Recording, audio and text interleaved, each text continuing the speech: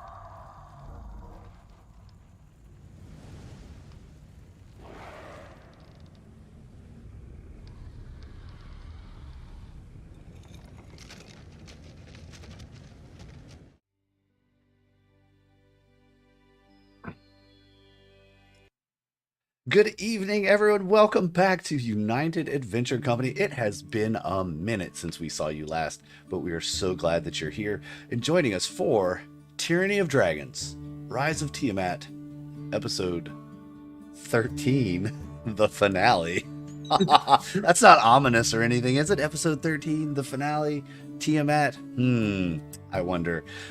Yes, it has been a minute, and I want to take this minute right now to say big thanks to all of those of you who have stuck around with us, and right now to our Patreon members who continuously support us even through our low spots when we are not pumping out content. We're grateful to you, Nathan, Aaron, and Lord Thorin. Thank you so much for your patronage. Apologies for no content this month so far, but hey, we're back on track. We're here with a double shot D&D weekend for you. Back in the saddle here on WY. Go out to everybody. So thanks so much to you guys. Also, want to say thank you to our October subscribers. Thank you to Nutjob, new subscriber, October 20th. Thanks so much for clicking that sub button. Macaw, thanks so much for your sub as well. And Sonic Ireland, thank you so much for your subscription as well. We got 3 new subscribers this month. We really, really appreciate you. Hey, why didn't that pop up? There it is. Gotta make sure everybody gets the love out there. 3 new subscribers this month. We are well on our way to that 100 mark. So if you're watching right now, go down in the bottom, click subscribe. Subscribe right now to our... Wow, it like went multiple times. I only clicked it once. Weird. Anyway. Weird. See what I did there? I hope we're not in a loop now. Maybe I broke it. Thanks, Stream Elements. I think we're done with those. Okay, yes. So if you're watching right now, click subscribe so you can help us get there as well. You'll get notified every time we go live, which this weekend is tonight, and tomorrow at 1 p.m. Tune in for Welcome Home, the homebrew campaign here on United Adventure Company. Lots to talk about. Big weekend, special announcement tomorrow as well. So make sure you're tuned in for that game session tomorrow. It's 1 o'clock Eastern time on our YouTube channel right here where you're watching us now. What else, gang? Oh, Discord. Hey, go down there in the bottom. Scroll down, click the Discord link, join our Discord so you can hang out with us, talk to us, and relive all the fun moments from this and all the other games that we play. Rag the characters and tell them what you would have done instead that would have kept you alive should they die in this session. Not that, you know, you're going to die or anything, but it is Tiamat. Just saying. Yeah, a purely hypothetical. Purely hypothetical, indeed. All right, so with all of the announcements and thank yous out of the way, if you're just tuning in for the first time, you're in for a very exciting session that I have lost. There it is. It moved windows on me. Or monitors, I mean. There we go. Our last session, which was a minute or two ago, you all had been at the Council of Waterdeep. We presented the last information. Conversations were being had as to what should happen next. The general consensus was a straight-on fight. Take the fight straight to Tiamat. Right? Put the Cult of the Dragon out of its misery once and for all. The armies have been assembled. You have marched for days and days. South, southeast, more south. Traveling not more than 5 to 7 miles per day because of the sheer size of this army. Aren't you glad I'm not making you play through all that travel again? This is the travel campaign. Sponsored by the Travel Channel. No. Not really, but hey, we're open to it if you're open to it. Give me a shout. So yes, you have traveled and traveled and traveled. You find yourselves not far at all from where you began this journey, Burdusk. Months and months. Feels like years ago. Feels like an entire separate lifetime, in fact, because the party you were then has changed so much. Each of you grown, and some of you have disappeared or run away with stolen items from shops and returned to Burdusk. As you leave out from Burdusk, getting your last bit of supplies, heading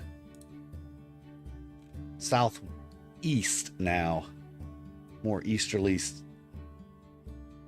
towards the Sunset Mountains, screaming between the retching woods and the Sunset Mountains, turning north to Darkhold, where you will once make the final turn east through Skull Gorge towards the Well of Dragons, where the cult of Tiamat is prepared to raise her in a final ritual, bring her back from the depths of the Nine Hells to reign over all of Faerun. The only thing in her way is you. And there we catch up with you as you're surveying the land. It's mountain. Across the Well of Dragons, you see teeming with thousands of cultist allies. A steady stream of people in and out of passageways into this mountain looked like ants traveling into an anthill, carrying goods, treasures, everything. They're going into multiple different areas in this mountain. It's actually kind of pretty here, though, even with the giants and devils. And as you duck beneath trees, watching this from a distance, you see in the sky what looks like a herd of flying cattle, as the sky is cluttered with chromatic dragons circling high above this ancient defunct volcano. Screeching, wheeling. It is quite the sight. Your dragons, the metallic ones that have pledged allegiance, have hung back, staying in the shadows, knowing should they come too soon, it could tip the hand to what comes beneath them. What say y'all? This cauldron of long dead volcano that rises from the ashen plain ahead. Along the cinder cone's steeply sloped side, these thousands of creatures milling about, lining up in orderly infantry ranks, awaiting the bloodshed of battle to come. You've made it to the Well of Dragons.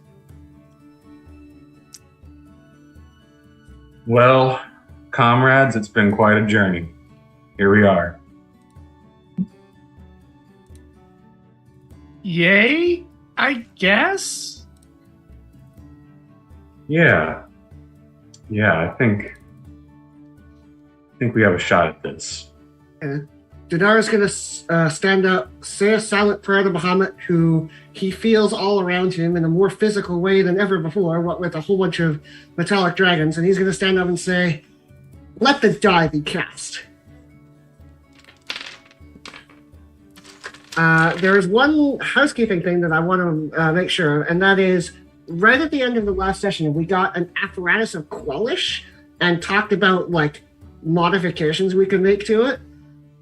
Considering the fact that we spent weeks on the road, what could we have gotten done in that time? You know, if we only move 5 miles a day, presumably there's some amount of day that we could have spent on modifying this thing. And I'm willing to dump any amount of gold that I have into making this thing slightly more battle ready.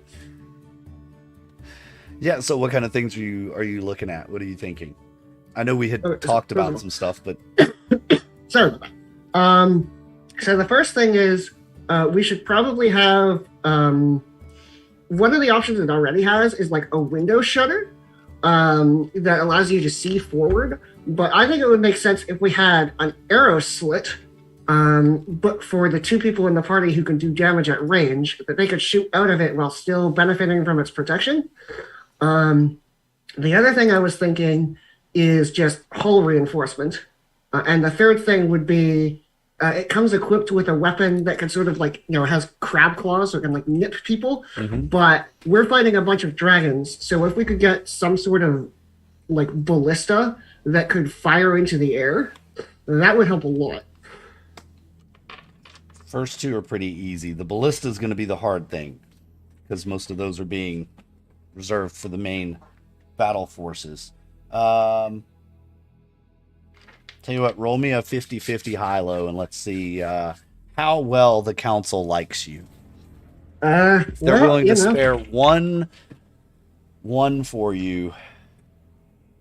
Nope. No? Okay, well, sorry. I did not get a ballista. You tried. All right, but arrow slits and reinforced, that'll be good for our vulnerable ranged people. Yes. Absolutely. Though I will point out, this thing is, let's just say it cramps my stealthy style a little bit. Owen doesn't have a stealthy style, so... Owen will gladly sit inside this thing. Owen can Denard be also does not have a stealthy style, and he will halfway sit inside his tank. Owen is crab commander. It's like, I squishy, I'm sitting in this thing.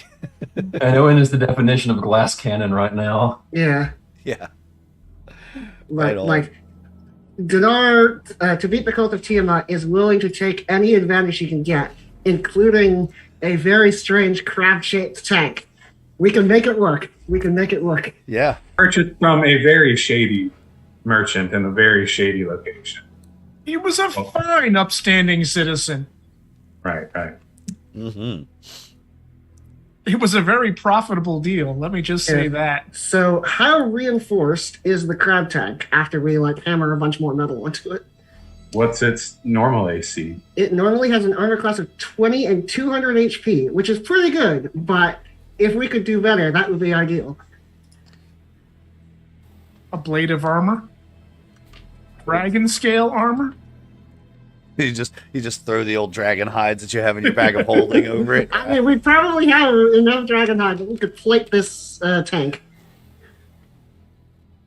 Actually, that would be a very cool aesthetic thing, is make it look like a dragon. Well, I did say that we used one of the hides, or the hide, to make some dragon hide armor. Couple of sets that we were going to give off to the dwarven faction. You gain 2 AC. Okay. And 50 hit points. Excellent. So I'm going to write that 25% boost, basically. Sounds good.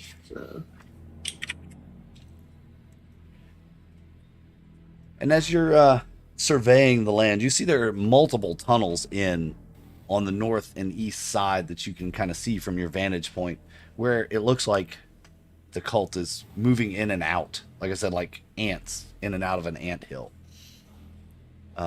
Hundreds of them, though. You're not going to be able to sneak past anybody in this tank to get into this thing in a frontal assault like this. I assume we also wouldn't be able to sneak past anybody with an army. Right. And the leaders of each of the factions of the Council of Waterdeep have assembled. They're far away with the army, but they've sent a rider and asked for you all to come back, meet with them about the next approach. Now that you've seen the lay of the land, how should we approach? It's kind of what they want to know. So if you all want to ride back maybe 3 or 4 miles back, kind of you've taken a look at what you can see. Do you want to scout around the rest of the mountain? Kind of what do you want to do here before you go back and actually set the final battle plan, now that you know what the battlefield looks like? Garrow's up for a scout. If anyone maybe stealthy wants to join him.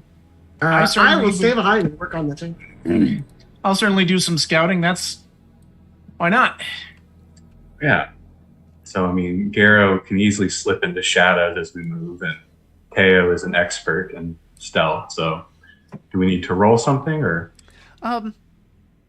I'll say that you all can keep your distance far enough away from the army. You can kind of get the lay of the land, see the mountain. It's a large mountain, and kind of work your way.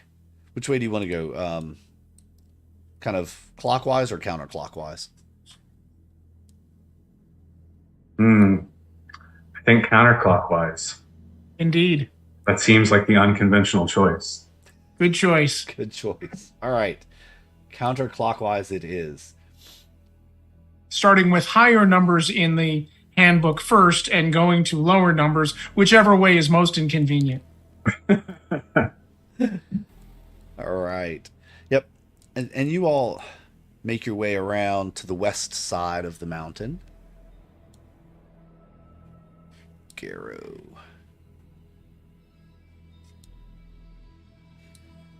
Kind of see, you pass by, you see another one of these tunnel entrances in, like, it's almost perfectly cylindrical.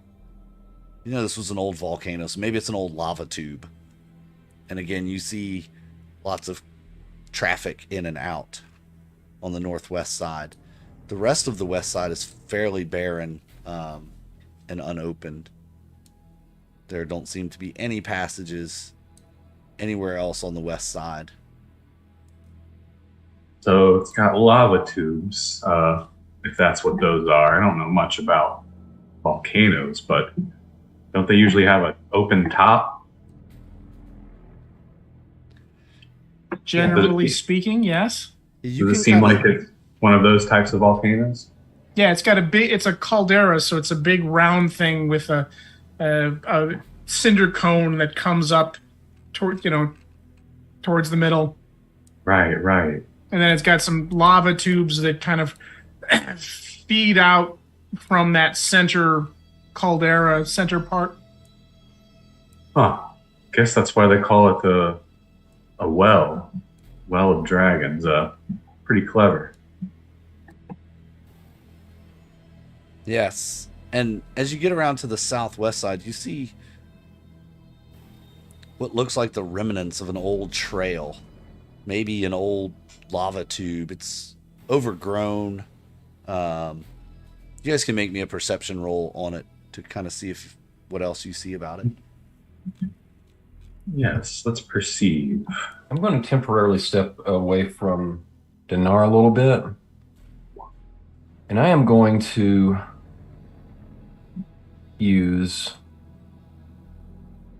a charge of my captured soul here to run Eyes of the Dead and try to place it near the center of this structure. I'll just put the whole description of Soul Cage up here. Okay.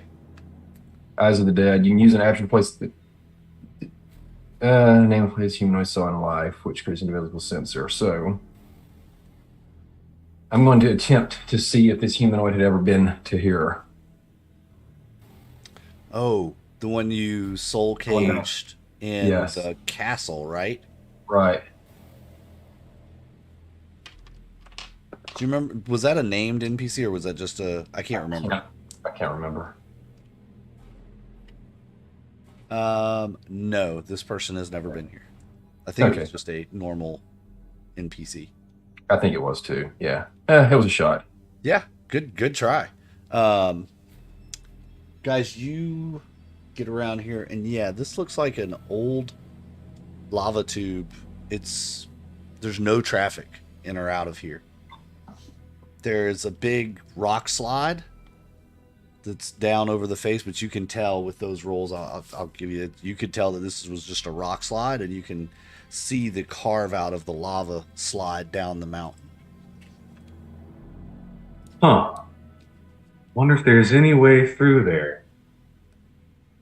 The old classic secret back door trick. Yeah, it's collapsed, but Let's Probably see what we can. Let's investigate and see what we can find. Being as stealthy as possible and checking for traps along the way. Does seem clear, so we should while we're here. All right, so you guys are going to investigate this opening? Yes. Mhm. Okay. I'll put you there. Let's jump back. Dinar, you said you're just working on the battle tank. Yes, I'm working on the apparatus, and I will be like I'm going to look around, but presumably this takes a reasonable amount of effort. So I'm mostly focusing on this.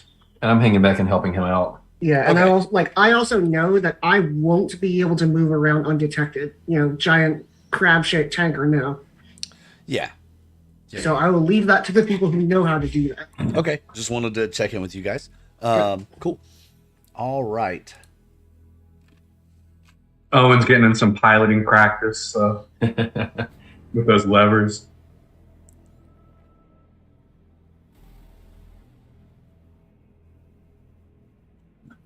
All right. As you get up, there's a pungent smell coming from this area. And yeah, there's a big pile of rocks here, and as you get a little closer, you can start seeing what that smell is. It's bat guano. There seems to be these rocks just covered in bat guano, and it is pretty rancid smelling. This being the southwest side of the mountain, gets plenty of afternoon sun, so it's baked on there really good. But yeah, you think that actually looking, this isn't very much rock at all. You could probably move this. It's a very thin layer of rubble I here. wonder if there's someone among the forces we've gathered here who would be really good at moving some rocks if we brought them with us. Someone strong like a hill giant, say.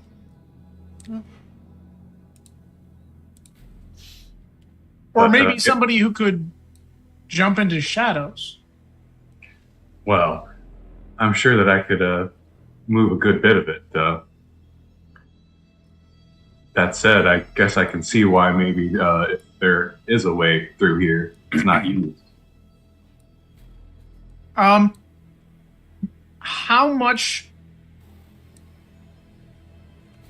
big is the largest rock blocking the entranceway or the pathway?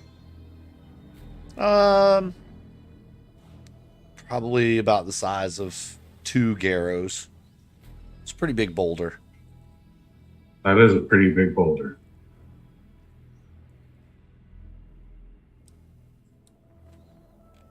Well, we can make it a half its size and an eighth its weight. Yes, you could. And move it that way. All right, I forgot about that trick of yours. Well, sounds like a pretty good idea to me. If it gets us in undetected, this could be a game changer. Indeed. While the bulk of the army occupies the hordes, we'll make our way to the big one. Yeah, I guess we'll try the old reduce and large trick on the largest of the boulders to see if we can move it out of the way. Both of us going at it. All right.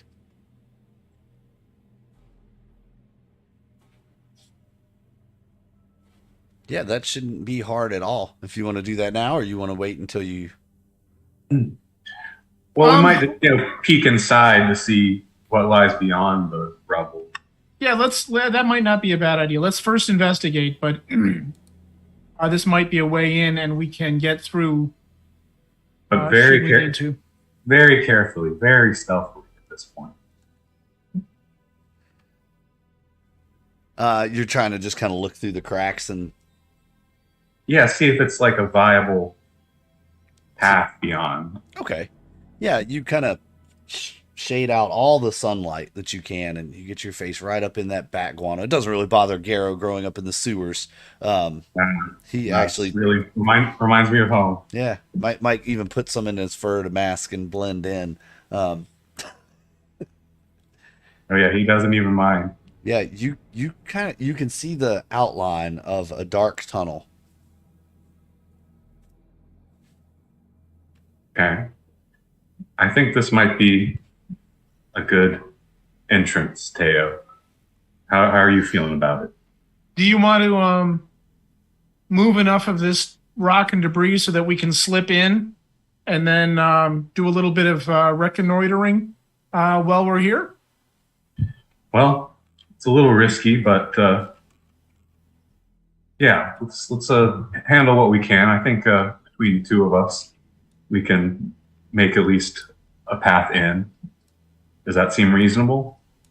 That we could move enough to make it in by ourselves, or does it seem like we'll need help? If you use the enlarge reduce, you can get that big boulder out of the way and probably slip in through that. Okay, then let's slip in very quietly. I mean, I can turn invisible in shadow, so it's kind of a perfect situation for me. Yeah, absolutely. Excellent situation for Garrow. The Shadow Monk. Yes. You slip in, and yeah, there's a nice, smooth carved out tunnel here. It's definitely a old lava tube. And put you guys inside right there.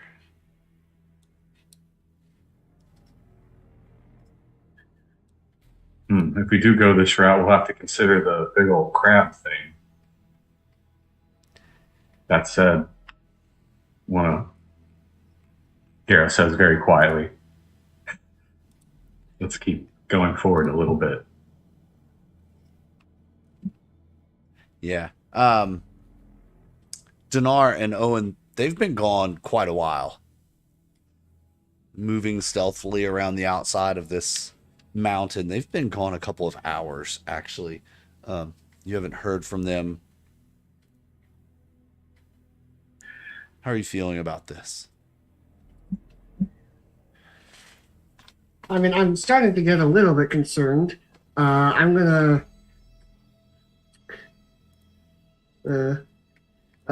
turn to Owen and say, they're probably fine, right? They'd be able to get out of trouble. At least Teo would. You're just filling me with confidence here. All right. I am going to. Garrow would just punch somebody's face in. Yes. And I suppose there hasn't been a massive reaction yet.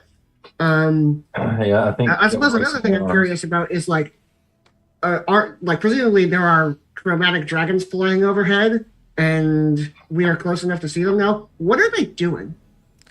They're circling, flying large circles around all of them, just like different directions and different heights. They're screeching and squealing. That's pretty much all they're doing. So it seems like it's a mix of like patrolling and a celebration. Yes, absolutely. That's a great descriptor of it. Are any of them going to the point where they could see us? No, you found yourself a pretty good spot to kind of hunker down and hide. I would also think that if Teo and Garrow got caught, the cult is well enough aware of us by now that they would assume that the rest of us were somewhere nearby, and they would definitely be out looking for us if they had been found. Probably, yes. But it would be ideal to know that before, 4 dragons show up in our face.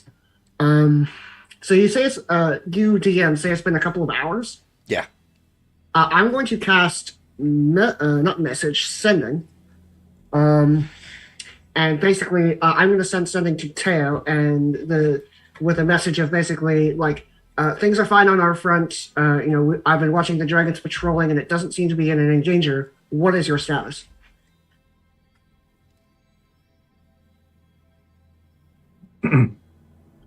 All right. So sending allows me to reply? Yes, you can reply with a message of 25 words or less. It's a tweet. Something like that, yes. Reconnoitering the caldera, found possible unused entrance exploring it now.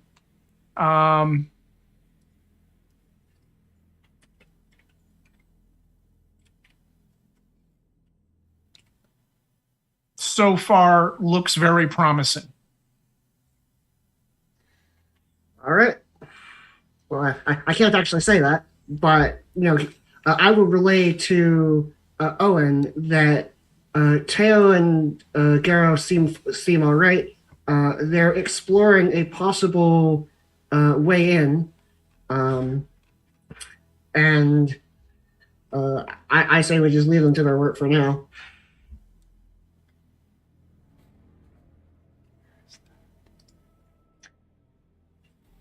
The other thing I'm just curious about, I would presumably be able to find this out from looking at the volcano. Are there any lava flows, or is this a dormant volcano? Oh, it's definitely dormant. Okay.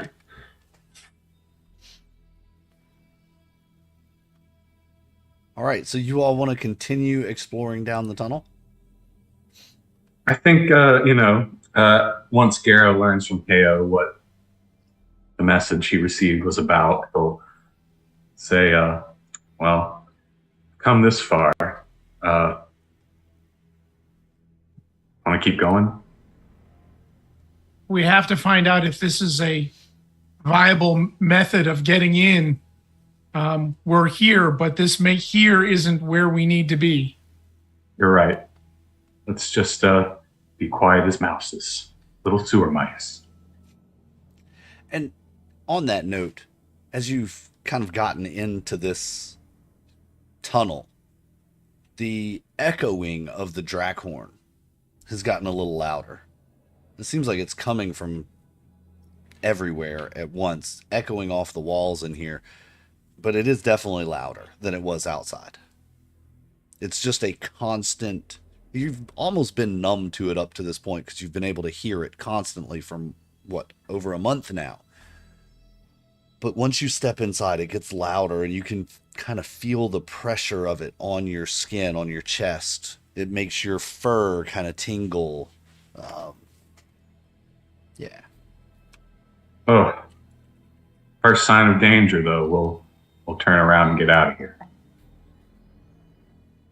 Yeah, I'm not sure engaging is the right approach just yet. This is more a stealth mission and see what we can find out. Intelligence is more valuable right now than one more dead cultist. We're sort of like crouched somewhere, talking quietly. Garo fades back into visibility while they're discussing, and then when they're ready to step forward, he fades back into the shadow completely. Perfect. All right, so you proceed forward. You can see that there's... looks like a passage on the right, maybe... well, a good ways up, maybe 100 feet or so up. Yeah, right up in there. There seems to be a passage to the right, and also the passage continues. Thank you. Forward.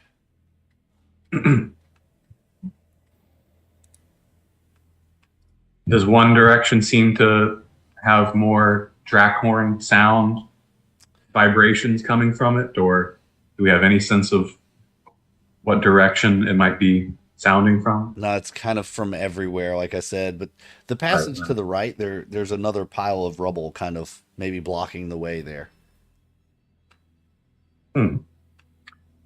Let's just take a quick look at it then and see if is there any foot traffic or anything in the dust or anything like that? Or are we just looking at a nice layer of guano? Nice layer of guano. There seems to have been no traffic of any sort in this area. Your footprints are the only ones you see. Garo's definitely keeping an eye up on the ceiling. Yeah, there's lots of bats hanging from the ceiling. Oh, let's proceed very carefully then. So far, you've been lucky enough to not startle them. Proceeding which way? Right towards the pile of rubble or forward? north or we can't deal with that rubble now with all these bats. It would be probably disturbing. So Garrow will fade briefly into visibility and sort of gesture down the left tunnel. And I'll nod. All right. All right. Heading on down, you get to stepping into the thickness of the bat guanos starting to pile up on your boots and your boots are getting heavy. It just kind of snakes its way around. And as you get to that next turn, it looks like there might be light shining in from ahead of you. A column of light just streams straight down. Gotta see where that leads. If we can just see a sign that this leads into the central park, then that'll be enough. Yeah, we're proceeding much slower, and all senses are on high alert, checking for traps, any tripwires, any signs of things like that. Yeah, you're not finding anything but bat squat. That's really all you're finding here.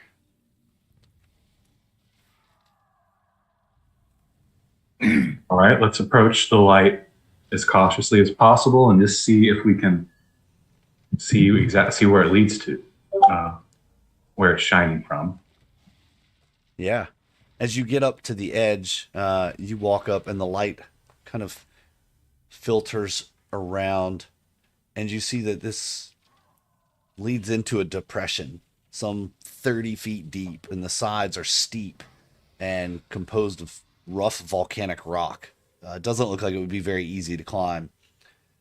As you kind of peer over the side and look down to the bottom of this pit, you see a number of bones, large dragon bones, covering the bottom.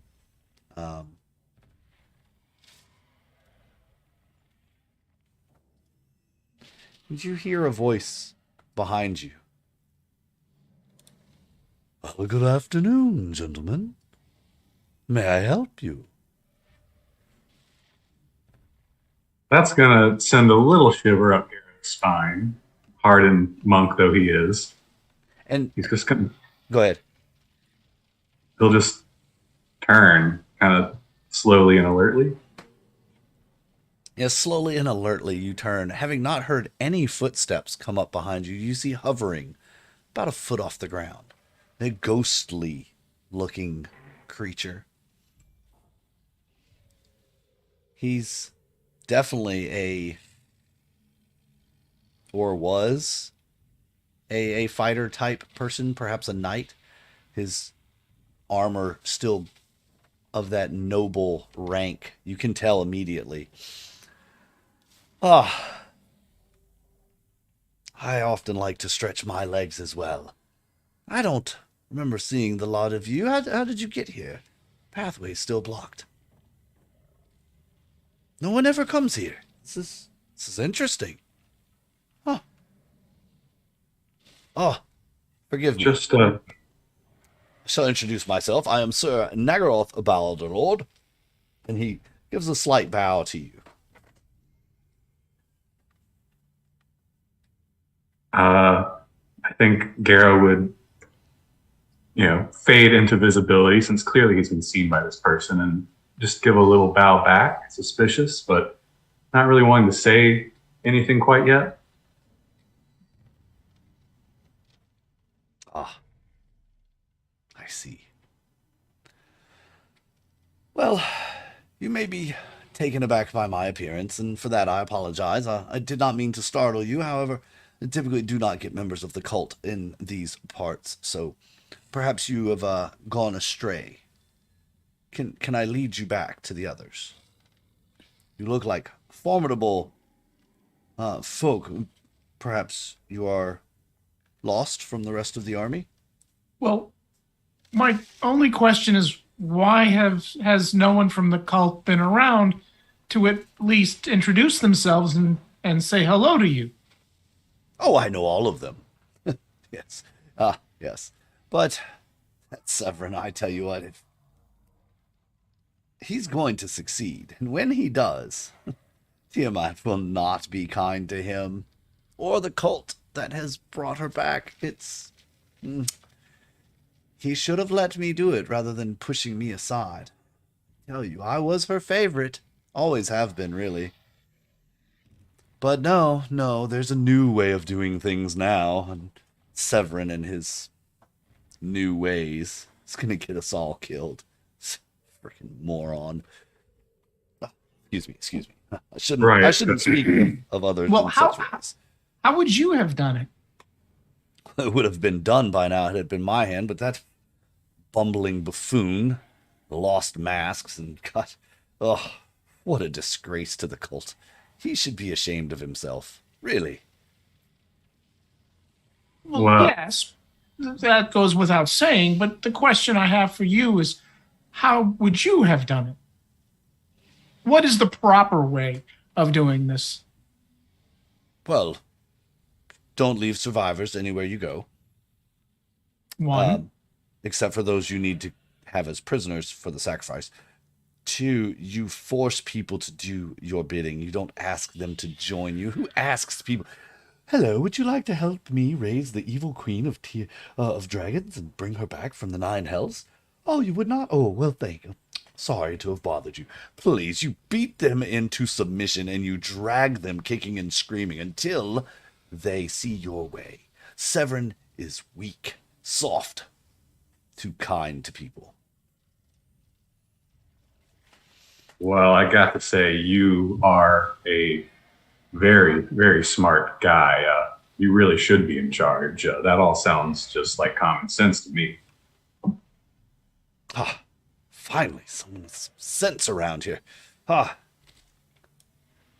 shall we head back? You may have to move the stones, but I can show you the way. You're going to be late. We're just, working on securing the perimeter, actually. That's why we're here, making sure that this entrance is actually sealed, which, turns out that it's a little bit easier to slip in than we might have thought. So we're going to have to reinforce that side. We're just seeing what it looks like in here. A lot of bats, I see. Yes, no one ever comes down here but to me. I just float around, have no use for actual sleeping chambers anymore. As you can see, I don't really sleep. Kind of been here forever. Waiting for my time. Probably never come. And you can kind of sense a bit of regret and angst in his voice. He's not happy about this. He's been passed over several times. I'm sure your time will come. It's sure to come. You're still here. That must mean you've got some purpose here. I hope so. But you're going to be late. The ritual has already begun. Right. We should, and I'll look at Teo, make sure we seal up that tunnel and then get there. Yes, that would be quite prudent of you. Well, I shall be on my way. Perhaps I shall see you in the summoning chambers. Oh, yes, you will. Thanks. It was really an honor to meet you, Mr. I want to say Nergala? Yes, close enough. Close enough, young man. Thank you. Good day to you. Happy hunting. And he to you as well. Wisps away down the corridor, just floating away from you. All right. Well, I think this might be our cue to head back. If the ritual's going on, then we don't have much time. Indeed. All right. Meanwhile, outside, Dinar and Owen, you see them. The cult has rounded up hundreds of prisoners, and they are marching them up the steep slope to the top of the now defunct volcano. You see them chained and tied together, and hundreds of prisoners being walked up the slope and slowly lined up around the rim. Apparently, they are preparing for the great sacrifice. You would know that this is a step in the ritual. The sacrifice is a step in the ritual to bring back Tiamat. And you know it's one of the final steps. It's not something they do at the very beginning. So obviously the ritual is underway and time is now of the essence. Not distressing to Dinar, I'm sure. Not at all, no. Dinar watching all of these innocents about to be sacrificed. You can feel the Drakhorn outside also just pulsating, this droning sound, as it's chiming out, and it's quite irritating to you. Garrow and Teo, are you going to kind of slip back out the way you came? Yeah, we'll kind of place the boulder where it was roughly. I guess the spell wears off eventually. Or no, let's leave it aside. I mean, no need to have to cast it later, right? Correct. I doubt that White will come and check our story in time. So let's get back fast. Indeed. Shame we can't fly. Probably would be a bit dangerous with all these dragons around, but indeed, I think it would be. Make haste and also stealth, but we're good at that kind of thing. Yes, you are quite good at it.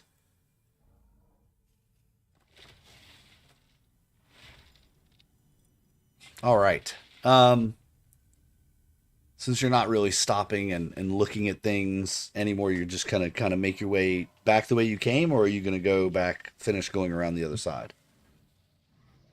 We should probably make the full circle, but if we're pressed for time, we probably don't have the time to spare. Right? How much additional time would it take to continue the circle versus continue, have we gone more than halfway yet, or? You're about halfway. So, well, if we're at about halfway, 6 of one, half dozen of another, I say let's continue around just to reconnoiter the whole circumference. It's not going to add a significant amount of time to us getting back, since we have to travel about the same distance. Maybe so, but we'll have to at least, take the time to look around as we... you're right. Let's just do it. All right. No time to think. Garrow acts. He doesn't think. Yeah, you slip back out, leaving the boulder where it was, and heading around, finishing out, sticking to the low spots, the tree cover, the shadows, as dragons circle above you high in the sky. And there we go, got you all separated now. As you come around, making the full circle around the bottom, you see another entrance where cultists come and go in and out. Traveling up the east side is a long trek in the bushes, the shade, the trees, the gullies. You come across another entrance. This one, not as heavily trafficked, but still, it's a little closer to where you are now. You can see there are dragon wings and dragon claws and dragon fangs and guard drakes and all kinds of cult creatures coming in and out of this one as well. Oh boy, this is going to be a mess when the battle starts. Yes. Indeed, also, we're probably going to have to figure out a way to draw them out so that we can slip in. I guess that's why we brought an army. You think I can hundreds of them as well? And a dinar. I was thinking we can probably use that reduce trick of yours to let me carry the crab tank again, like last time. So that'll help us get it through the back one on top and into position. That could work. I don't say because I'm not there. And you guys, yeah, that's kind of That's make a it back. possibility. We'll have to see when we get there.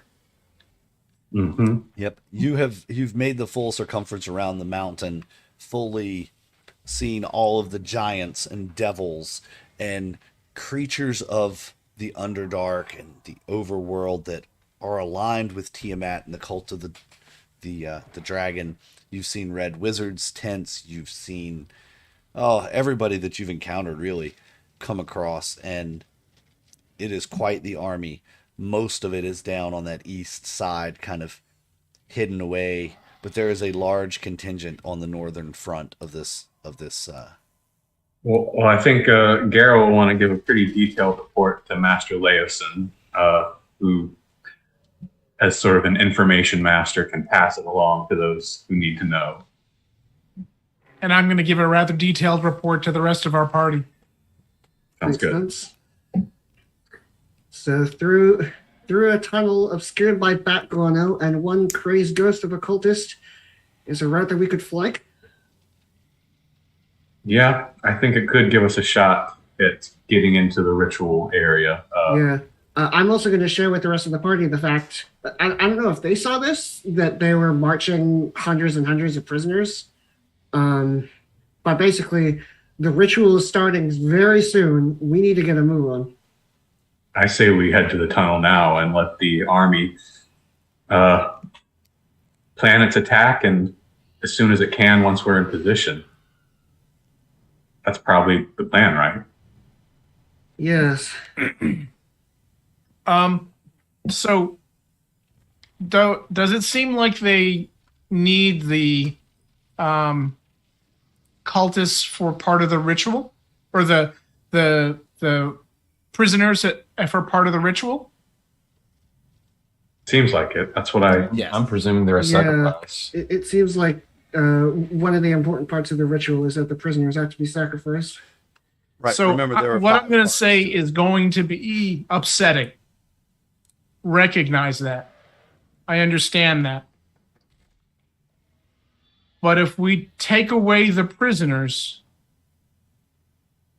then can the ritual proceed? I don't know.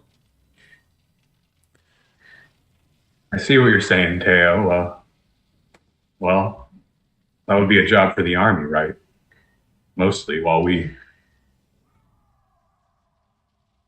break our Army, way. dragons, somebody.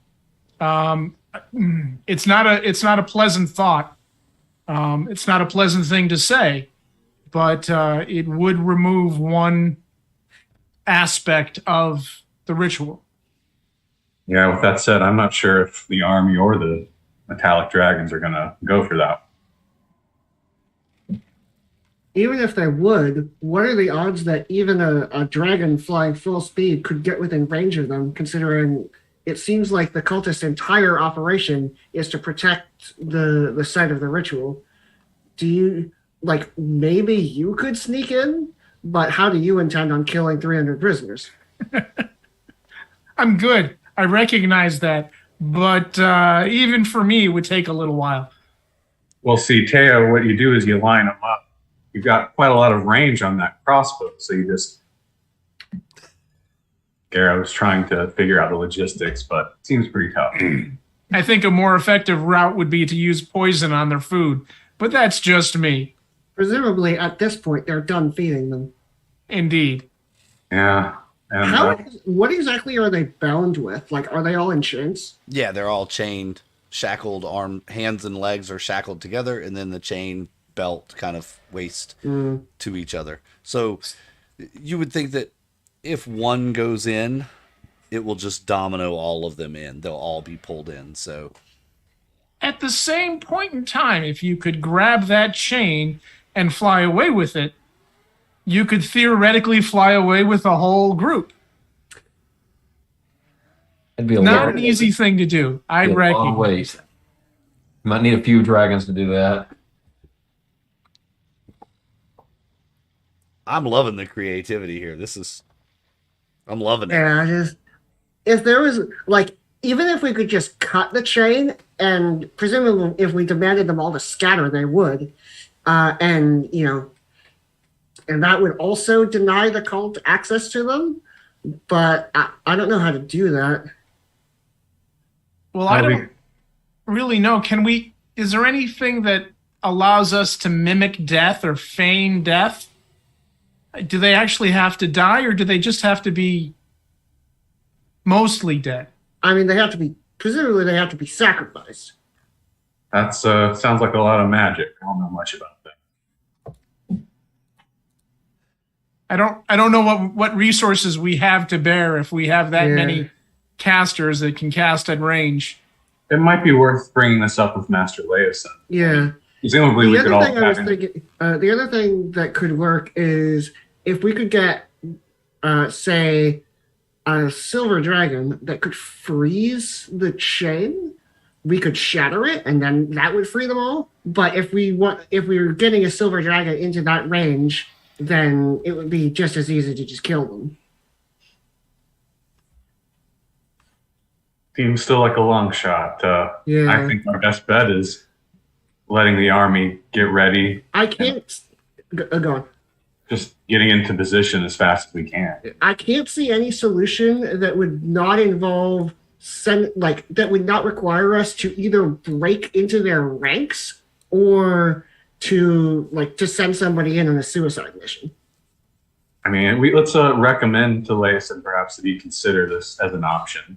And knowing him, he may already have, but during this reporting, we'll leave it to the Army's discretion as to how they could achieve that goal, given that it all sort of hinges on us getting in and finding our own way to interrupt the ritual. Yeah. Or to deal with the potentially inevitable worst case scenario, which is... Yeah, if Tiamat shows up, we want to be there to hammer her back into whatever hell she's from before she can perhaps gain her full strength. Garrett's just ready to punch something. We should also figure out a way of drawing most of these forces away, or at least to the opposite side of our entrance. Perhaps a siege from the opposite side to draw the forces to that side. I don't know if there's any way to draw the dragons that are circling off or something like that. Splitting up their forces is our best bet, I would imagine. Yeah. When the charge happens, I would imagine we'll have the ground forces engaging each other and then our dragons fighting their dragons as best as they'll be able to. And that'll give us some time to mess with things from the inside. And we still have to find the masks. That was another thing that is a critical component. Yeah. We can get rid of the masks somehow. That is almost something that if you really wanted to, you could try and sneak in and steal one, but that would be exceedingly dangerous. I think if we could get in relatively quietly and get close enough, I might be able to grab one. If the ritual has begun, I mean, I would assume the masks are all assembled and are all part of the ritual. True. I think my first target would be whoever's leading the ritual. That's Severin, right? The guy that the white was talking about. Correct. Do we know?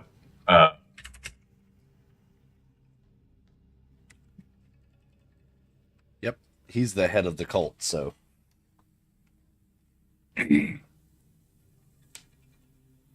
That's going to be the first person I punch if I see him. So back at the, I guess you guys are going to make your way back to the army, back to the Council of Waterdeep and the leaders of the factions. Yes. Kind of tell them what you've seen, your ideas. They think that is a great plan to have the ground forces move in and draw them away from the main volcano area, and then you guys can maybe slip in with little resistance and move forward and find the ritual and interrupt it. So all right. So just tell us when you're ready, and we'll send in the dragons. I mean, no time like the present. I mean, with you, you have the Order of the Gauntlet, the Emerald Enclave, the Athenium Assassins, the Harper Agents, all of the metallic dragons of the Sword Coast. You have some giants on your side, the Lord's Alliance Army, and some members of the Arcane Brotherhood. Mm. So you have I'm also going to mention to them, like mention to the commanders of the army, like, one of the critical components to this is that they have to sacrifice the prisoners. If there's a way that we could get the prisoners out, that would help a lot. I don't know how we could do that, though, without breaking through their lines. Yes. We'll see what we can do about that. Perhaps once overwhelmed by our superior forces, we can break a small contingent off and see if we can interrupt the sacrifice. Yes. Saving those individuals is a important part of our mission. Another thing we should make sure that we're able to do is move our big crab tank. I can see now that Enlarge Reduce is not a very long-lasting spell. No, it's about a minute. So, what do we think? What are our options? The Don't crab you have a tank bag is of not holding? Could very you put it in stealthy. that? Just shake out everything else. I could. The issue is after a minute, it would exceed the volume of the bag of holding. What is the volume? Just out of curiosity. It has a weight limit, right? It's got a 500-pound weight limit. Well, guess what the apparatus weighs? Exactly 500 pounds. Was that before or after modifications? Before. That's some witness. That should make it later. And then the other one is, I think it's a volume limit as well. I cannot tell you the volume of a crow. I forgot. It was like 4x4x4 or 5x5x5 inside volume or something like that. Yeah. Who knows?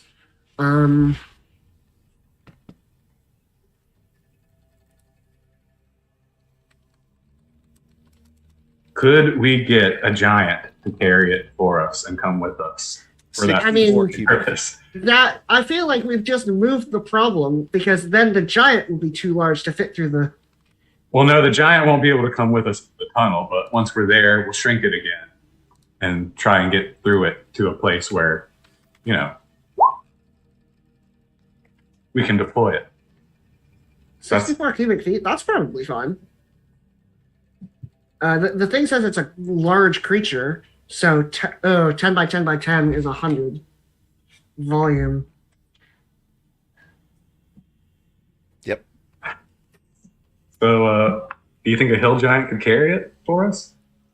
I mean, the thing moves. Could we just walk up to the, it wouldn't be that much less stealthy than a hill giant to just walk the crab tank up on its own. Yeah, the terrain's a little bit rugged, but seems like it could be a bit of an obstacle. I mean, it seems like with that many legs, it could handle terrain, though. Hopefully. Maybe so. Maybe I'm underestimating. Perhaps. Are there any invisibility spells that would work here? I have greater invisibility, but that only works on a creature, not an object. You don't have any potions of invisibility? You could just pour it on there, right? Isn't that how that works?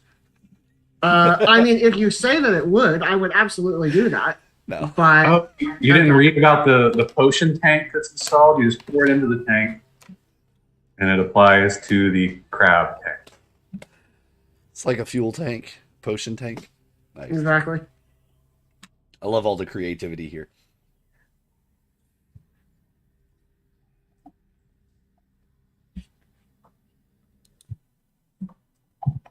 Well, We could disguise the tank as something else. Maybe an illusion or something. we probably could have had What do you time have in to mind? paint it black or something, but don't know how much that will actually help. I think our best bet is just to break off from the army, let them distract and us, crab our way down to the top. Yeah, it's reasonably fast. We take that roundabout route that we scouted along. It'll be more time, but the army can start to engage, and hopefully they can hold their own for a while. Okay, one thing I'll note. One of the options that the apparatus has is you can make the external parts retract. I can retract both the claws and the legs into the thing. Would that make it small enough to fit in a bag of holding?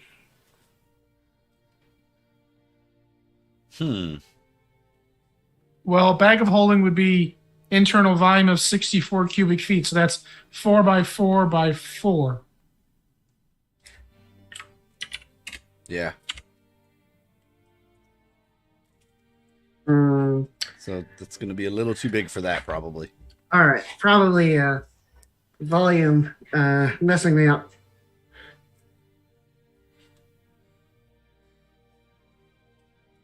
And a 10 by 10 by 10 would be 1,000. Yeah. Well, we got a crab to move, so we should probably How big is that? It's a large creature, right? It's large, yes. It says it weighs 500 pounds, and then, but it says, like, I can retract the legs and claws and tail, question mark? But that's still, like, 4 by 4 by 4 is too small to fit even, like, probably a retracted crab tank into. Yeah. Unless somebody has, like, a larger pocket dimension item. Someone in the army has a larger pocket dimension item. Not likely. The other thing to remember is that passageway that you were in was only about 20 feet wide and 10 feet tall. The one that you were in, just so you know, that's kind of the that would be fun. Well, we could certainly, once we get to the entrance of the tunnel, cast the shrink spell and move quickly through that tunnel we found, hopefully enough to, get it to a place where it can be deployed. And then, does that sound like a plan? That certainly would. I almost wonder if we don't have to, could we do it at regular size while it's in the tunnel, and then cast reduce on it and rush as quick, get back to that staging point and cast reduce on it to make it small. Then somebody hops on their broom of flying. I'm pretty sure at least one of you has a broom of flying, and rush it to the tunnel in under a minute. Broom of flying, I believe, has a weight capacity as well, though I don't know. How much does the tank weigh? 500 normally, which divided by 8 is 62.5. I'm sure and the broom of flying's weight limit is 400 pounds. So you would have to have it shrunk while you're carrying it on a broom of flying, but that I think would work. I'm pretty sure Garrow can run with his boots while flying faster than the broom of flying. That's true. Well, yeah. Also, we can ride the tank in as close as we dare to before we shrink it and then bring it in the rest of the way. Exactly. But again, I don't think Garrow's going to be able to zoom there in a minute. He zooms, but that was a whole mountain. 600 feet? Do you think we could get within 600 feet of the tunnel entrance without being seen? In the crab, it would be difficult. No, what I mean is... Oh, okay, yeah. The tree line breaks about, 1,000 feet from the bottom of the mountain, and then they were able to kind of sneak around and get into the... Yeah. It's a tough thing to figure out. Probably if you moved and dashed every time, you could make it there, right? Because you have a speed of 60, 120, 1200. Well, let me just double check on that. But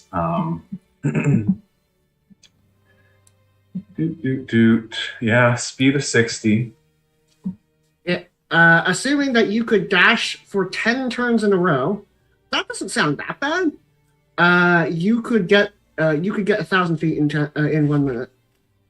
I would give you a level of exhaustion for that. All right. That would be the consequence. Of that is you would incur 1 level of exhaustion. That's a lot of output. That is a huge burst of Garrow power, and I've had some sugar today, but 10 not sure football if I had quite fields that in a much. minute. That's 10 football fields in a minute. Or, yeah, that's a lot. Just to All right, get, and I have greater restoration, which can reduce a creature's exhaustion level by 1. so just to put a pin in it, Reduce Enlarge is an excellent spell. It takes 1 action to cast, has a range of 30 feet, requires concentration for up to a minute.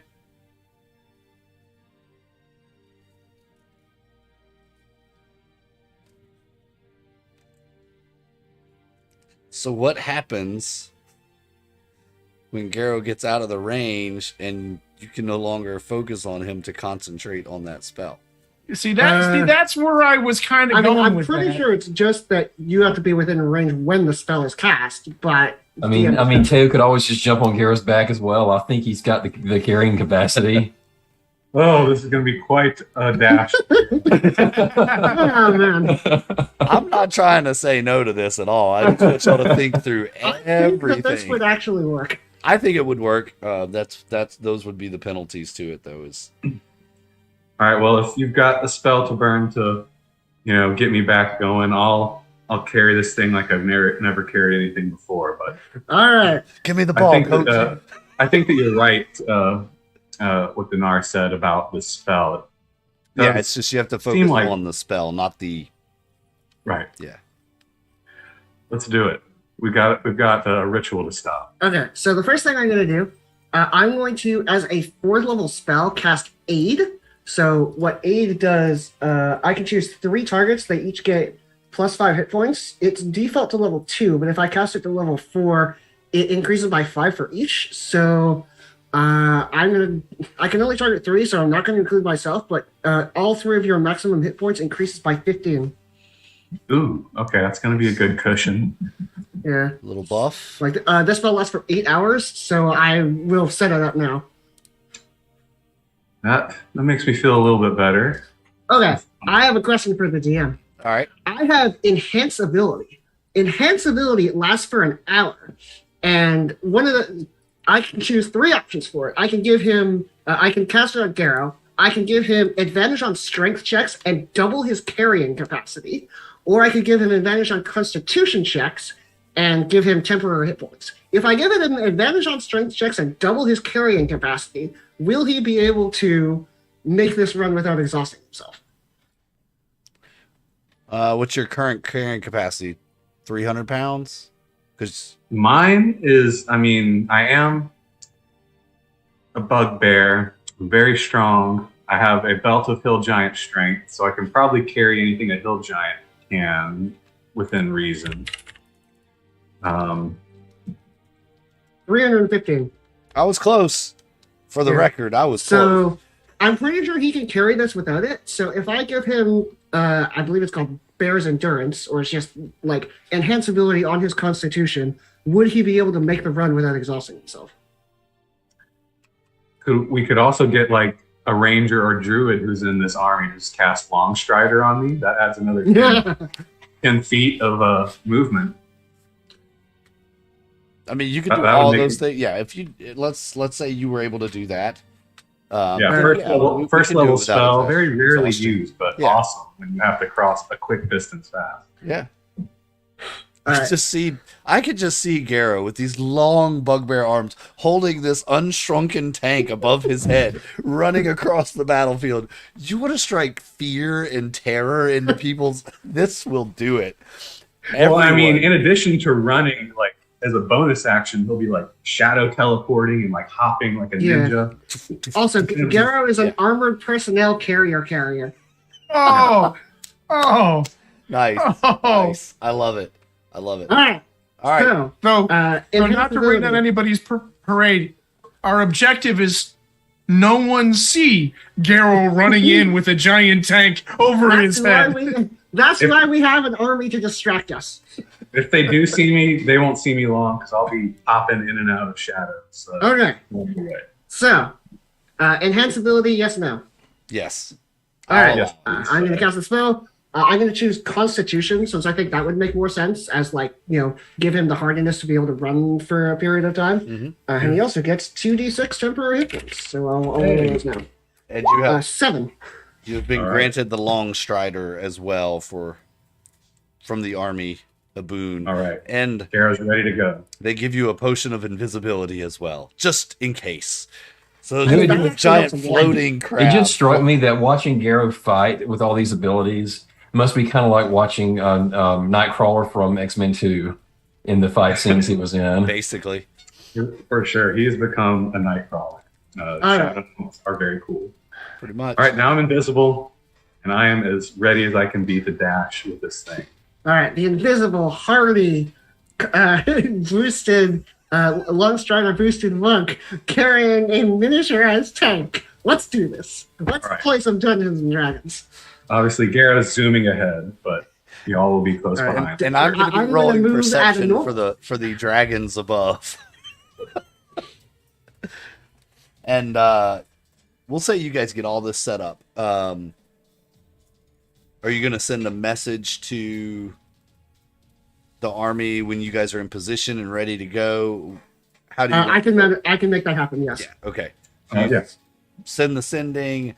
We're in position, ready to go. You hear horns sound, yelling, the screech of dragons, and you look to the sky and you see the metallic dragons from behind you, coming from the mountain range behind you, fly over you and swoop down, catching all of the chromatic dragons by surprise as their attention was focused on the horn blazing from the infantry troops in the front. A melee of flying dragons begins to occur. The slashing, the gnarling, you hear the breath weapons occurring. Gary, you strike out, running across the the open ground on the backside.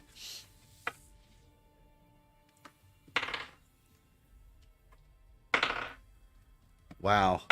They really are preoccupied. And the rest of you see, and just for the record, I will show you guys. Oh no. One of the dragons breaks loose from above, starts swooping straight for Garrow. He can't see Garrow, but he sees this contraption running towards the mountain. Sort of weirdly floating toward near the ground, and Garrow, also occasionally popping in and out of visibility. Yes, you hear this screech from above and you look up and you see this dragon coming down at you. See him try to keep up with me. It's not pretty. It is kind of pretty. I mean, the dragon's kind of pretty, but it's not a pretty situation that you're in, that's for sure. I'd like to be able to help, but this whole plan involved Garrow running ahead. I'm just going to try to outrun the dragon for now. Or, I don't know, what size of a dragon is this? Oh, it's an adult black. Okay. I will... Why isn't it coming on to the... Whatever. It's being stupid.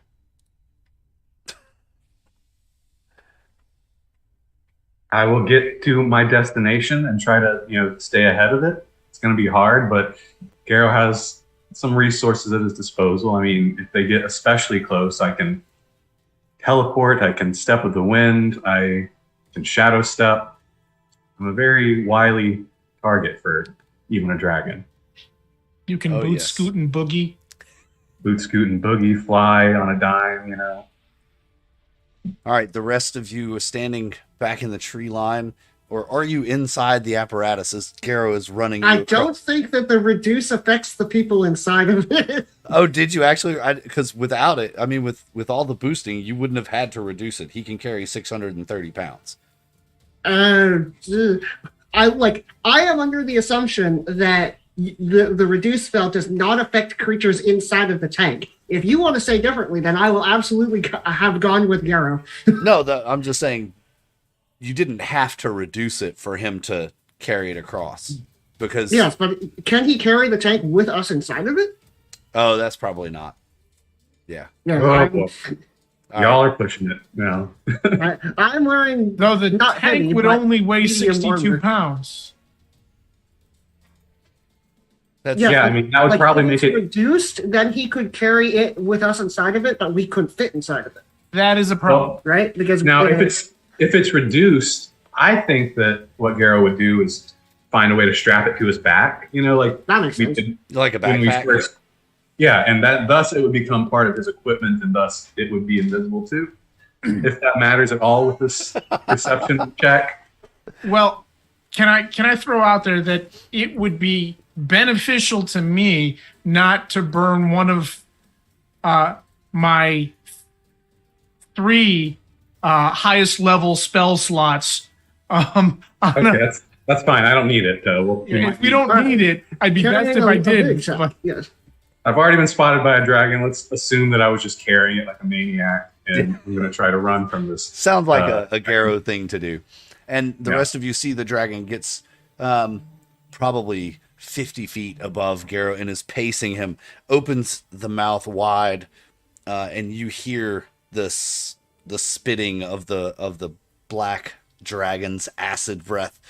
You see this black cloud rain out of it. Oh, and suddenly there is an updraft coming off the mountain. A silver dragon flying directly into the path, buffets its wings, and blows the acid breath right back onto the dragon, obscuring its Nice. view. It loses control of its sight, and after rolling a natural 1 after that natural 20, damn it, throw that dice away.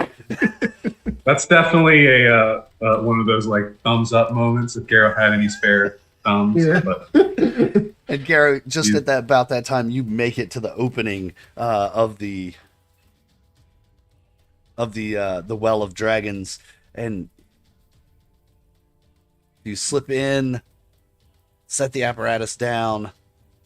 oh, You've made it, barely, but you made it. All right.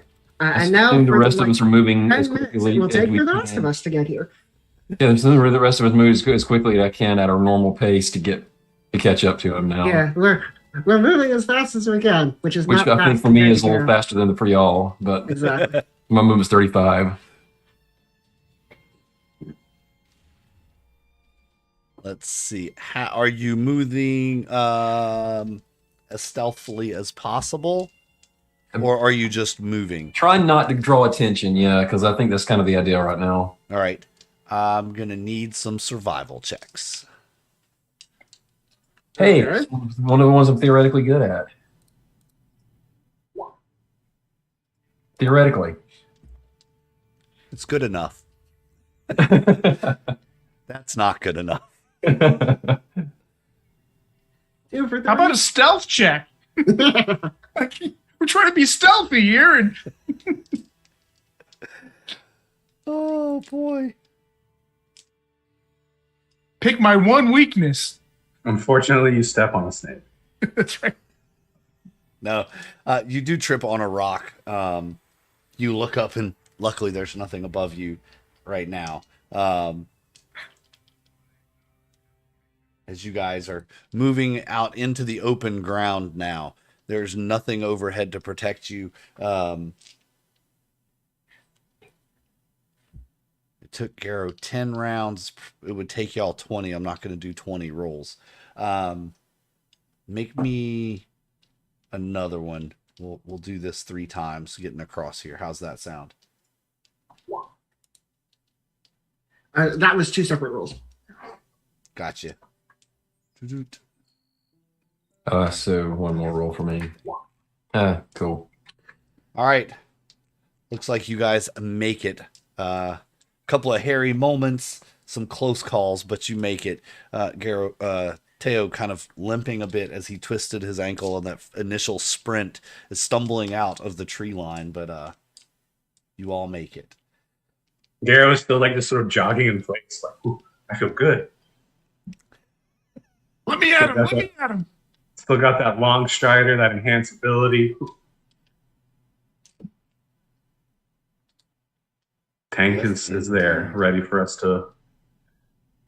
Well, I guess when I get there, I'm just going to jump in it since I'm going to be the one driving it. So, all right, I'm going to hop in the tank. All right, hopping in the tank. All of you that want to. I'll stay out of it, I guess. I can sort of scout ahead if needed. That sounds like I'm going to be the main one using it during battle. So, yeah, it's a little cramped for me in there. I'll let you have a little more space. Not as easy to punch someone from inside a tank. Yeah, it really gets in the way. I mean, to be fair, I might try to punch somebody with a claw at some point, but you should. I'd love to do that. All right. Sounds like fun. So we're gonna set the tank to full steam ? Ahead. I get the idea it's magical somehow. I don't know. Yeah, probably. It's mechanical. There's levers and knobs that you have to pull to make the thing walk. So it's kind of like it's like ring. Exactly. All right. You guys see up ahead for the first time, Dinar and Owen, you were hit with this wave of stench. The bat guana thick, the crab feet just kind of squishing in it. I'm gonna say, hey Teo, people pay a lot of money for guano. Indeed, they do. Once this is over, the people will have plenty to fertilize their fields. And you hear the rustling on the ceiling. You look up and you see just the whole ceiling is just lined with bats. The pressure from the Drakhorn hits your chest and you can just feel this overwhelming weight hitting you. It's kind of echoing inside the crab tank. Did y'all ever name the crab tank? I can't remember. No, we did. I do not remember either. I think, I don't know, just crabby? Crusty? Crusty. Let's go with Crusty. There you go. Crusty. You make your way up. You get to that three-way intersection where there is a slight pile of rubble kind of blocking the path. Well, I'm going to swipe that rubble with the claws. Okay. Why not? Give it a poke and see what happens. Yeah. Hey, you poke it, and yeah, you can knock it down with the claws easily. Yeah. Knocking it out of the way and kind of sweeping it to the sides and finding a path to the right. Well, we haven't explored this path. We know that the way to the left leads towards an open area, but should we? So you don't know which way is the correct way yet? We didn't take the time to clear this path last time, so we were thinking the most direct route is certainly going to be to the north or to the left, but clearly this path isn't being used, so it might be safer. Yeah. Why don't we say the tank is quite slow? So do you think you could get out and scout, and just have a look at what's here? Absolutely, yeah. Garo would be glad to, or Teo if you'd prefer, but I can be invisible and all that. I probably still am from the potion, so it makes sense. I would also mention or remind us that there's that weird ghost guy that we saw a little bit further up towards the left. So maybe it's best we avoid that way anyway. He might, he seems like, maybe not a fan of the cult's current leader, but might get suspicious. Yeah. From what you told me, he used to be in the cult. Yeah, he thinks that we're cultists. So if we bring back a big tank in this way, he'll have questions. So I'll scout ahead, just enough to see what I see. All right. As you've knocked down the rubble, this path kind of winds its way around. You can just make out another intersection up ahead. This area, once you get past the rubble and about to the turn where you are, you start to see is lit with torchlight along the walls. Torches.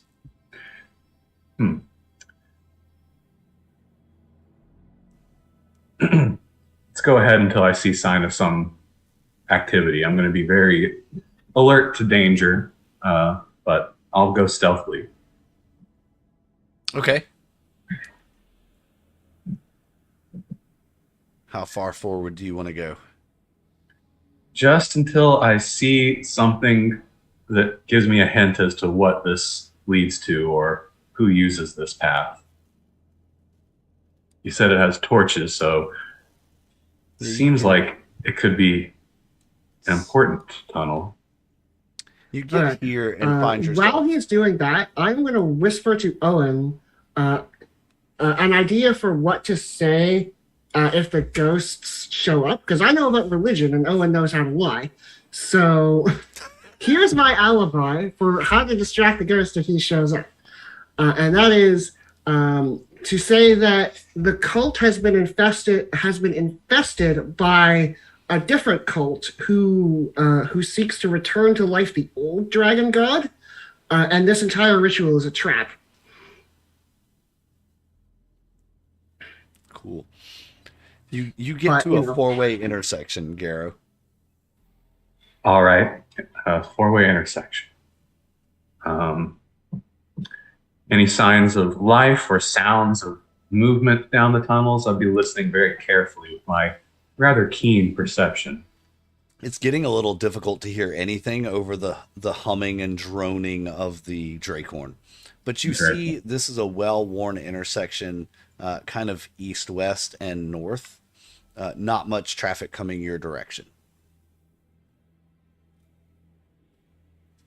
All right, I'll report back to the group. And just let them know that there's an intersection up ahead. Seems like a well-trafficked one, but right now I guess people are otherwise occupied. Yeah, but it seems like we could go that way and make it to where the cult is. It's, just about as likely as the other path, and probably fewer ghosts. Okay, let's do that then. So Owen and I are going to turn the crab around and start heading down this way. Yep. You guys catch up with Garrow. Garrow gets you back to the intersection. Which way do you want to go? North, northwest, or southeast? Well, we know that north is towards where the battle is. Probably where most of the activity is too. Do we think maybe we go right first? That makes sense. Sorry, just to make sure, north is down? Up. North is up. Okay. Yeah, there's a sort of a straight ahead and a left and a right. And I say right. Just kind of randomly, but based on the direction of where our enemies are. Seems like the first safe path to check. Okay. And as you kind of round that to the right, you see it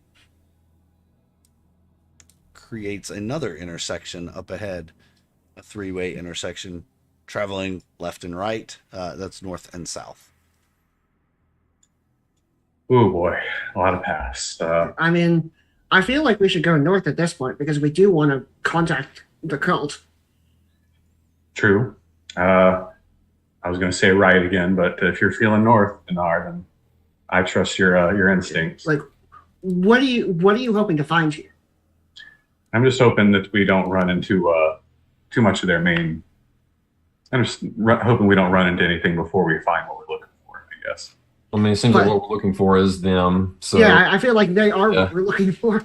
So, like, we got to stop the ritual if we can. If not, we got to be ready to fight whatever's comes out of it, which is going to be Tiamat. So Yeah.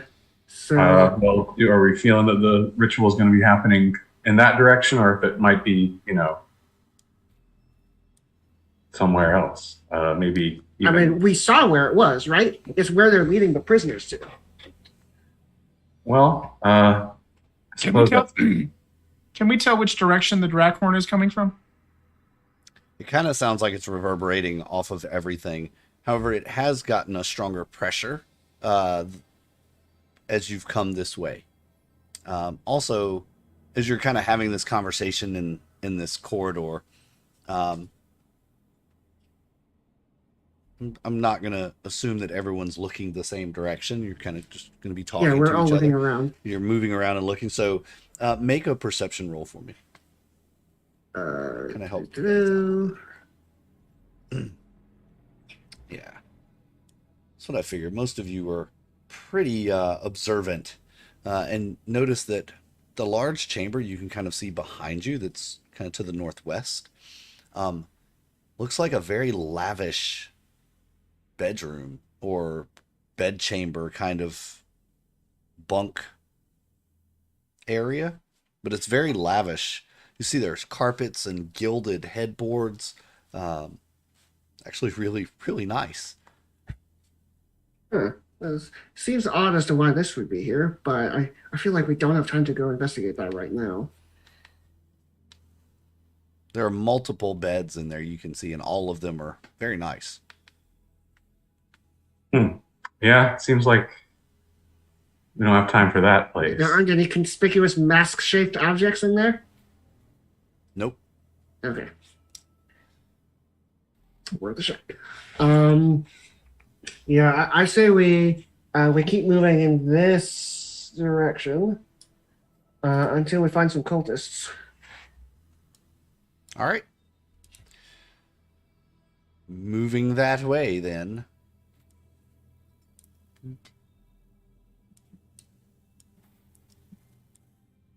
Get back in the tunnel, Dinar. What are you doing? Yeah, move yourselves up and to the right, where you see a large chamber. It opens up. There are some makeshift fences. Look like some kind of pens. You've actually seen something similar before that were housing guard drakes.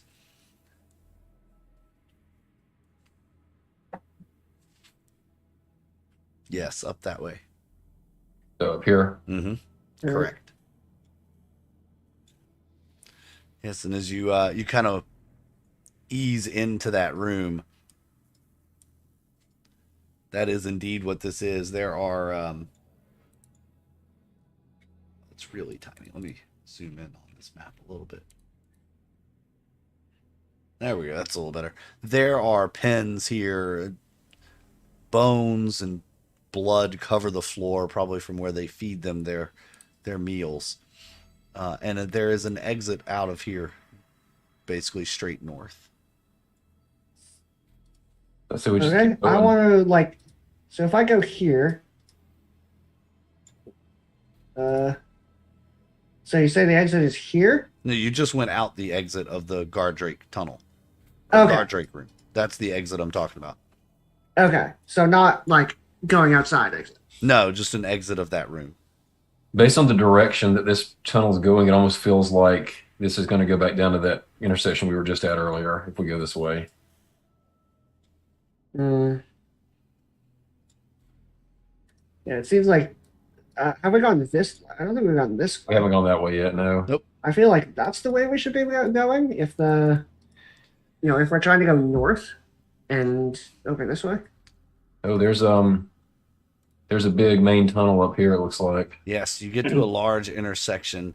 It is a wide tunnel, heavily trafficked, and you can sense more pressure, more vibration, more of the Drakhorn's presence here, and it feels just overbearing. Coming from this direction, perhaps, or all of those vibrations. It's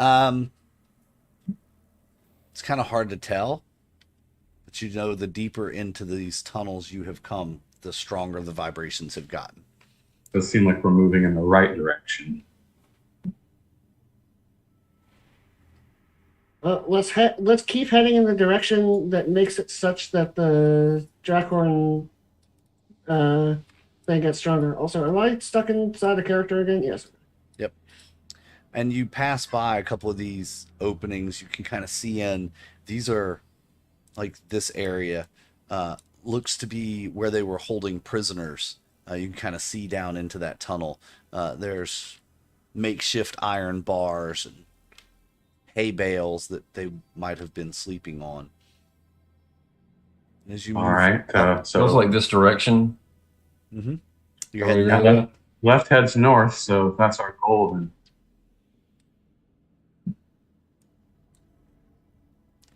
then you get to a large intersection where there is another group of what appears to be prisoner pen. You see some prisoners still inside as you look in there. Come here, Herman. Yeesh. Should we free them or leave them? How many are there, and does it seem like there's a way to free them easily? Could we just open a door, or are they chained down and up pretty bad? They look pretty weak, malnourished. They are chained. They're just kind of slunking back against the wall, and there's an iron door or iron wall, basically iron bars keeping them in. How many are there? It's like 7 that I can see. Yeah, it looks like about 7. Yeah. I'm gonna call out. We're gonna try and stop the cult. Which way did they take the other prisoners? And they just kind of point up. All right. Well, I suppose we're gonna head in this direction. This direction or this direction? This one seems more up to me. Yeah. All right, you step into this room. This is an emptied out prisoner pen room, basically iron bars. Well, not that direction then. Let's head. I guess it's this way. So this way then. Yep. All right. As you continue up this corridor, the waves of Drakhorn get stronger and stronger, louder and louder. You reach a dead end, however, where there is a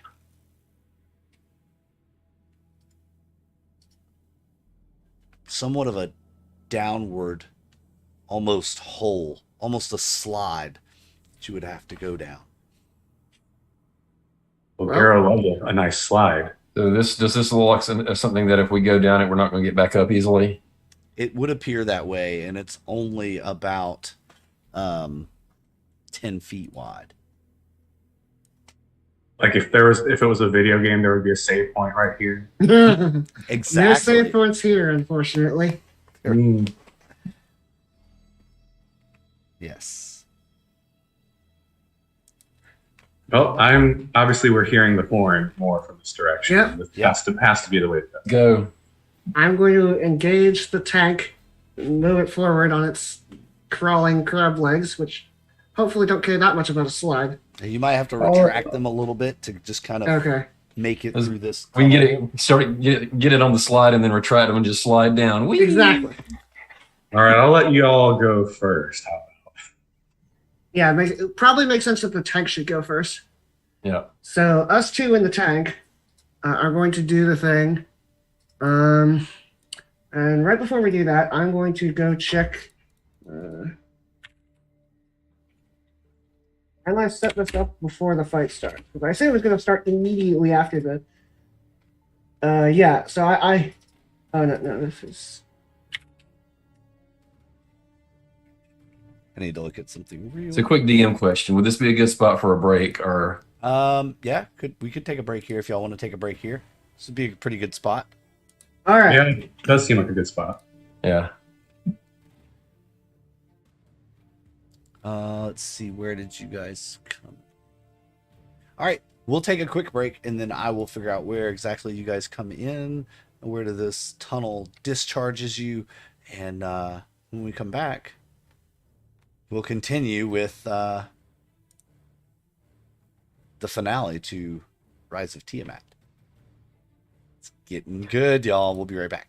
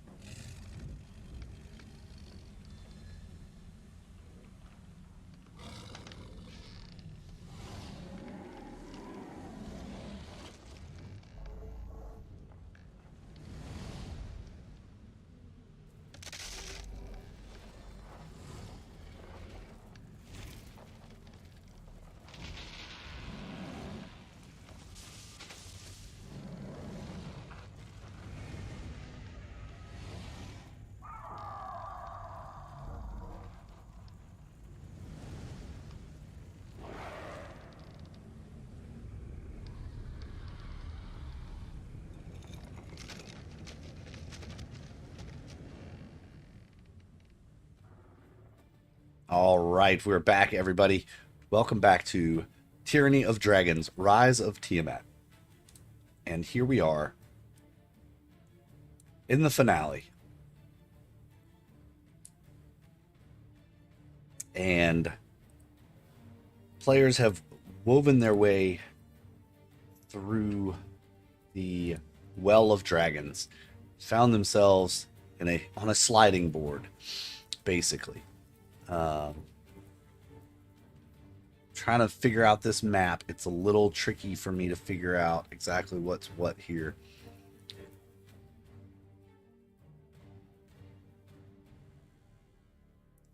Because the way they have it laid out is kind of strange. Okay, that's what I thought. And then there's that. So that would put you guys there.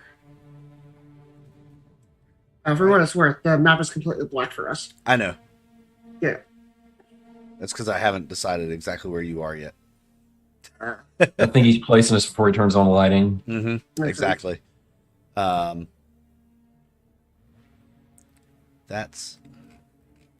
hate the maps in this campaign because they're never as detailed as they need to be.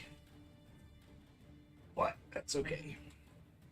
Remember, I don't remember if it was in Tiamat or if it was in Hoard. We had that one area that one of the maps was oriented north up and one was oriented north left. Yeah. On two different levels of the same dungeon. Yep. That really messed with us, didn't it?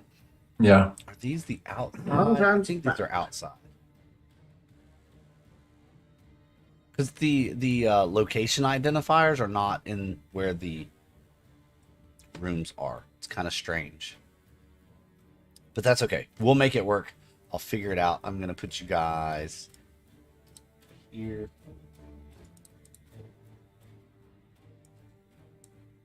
I'm going to put you guys whereabouts is that? I can't see my little pinger thing. Can you guys see that? I cross my fingers and hope we don't get teleported to some random location. Back to the maze. That's it.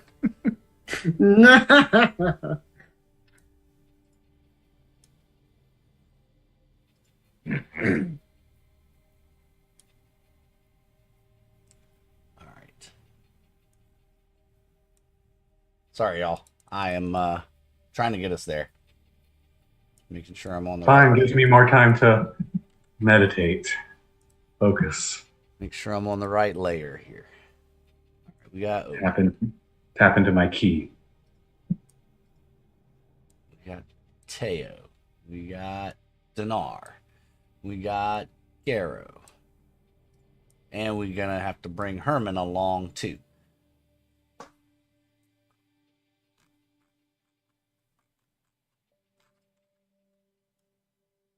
And now we're going to do the lighting stuff for you. No, not that one. This one. On. 30. Save.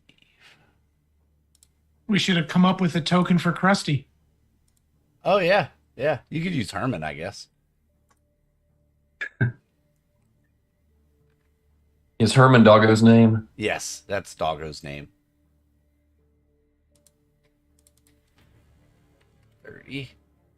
Save. Then I have to change the map settings also. Because for whatever reason, the dynamic lighting settings are not turned on in this map. And one of the things that really irks me about Roll20 is you have to manually set the dynamic lighting settings for each and every map, each and every character, each and every session. There is no global setting. Ouch. Yeah. You would think that once you set that up for a character, it's set, right? It's done. No. No. You have to set it up every time. And it's very frustrating. Did I get...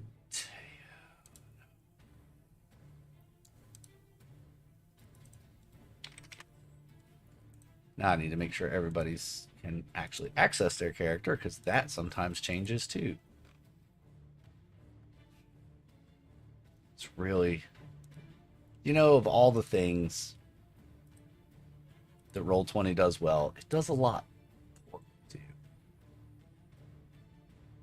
I'm actually just using this as an opportunity to build suspense with the music. Music tonight is brought to you by Tabletop Audio.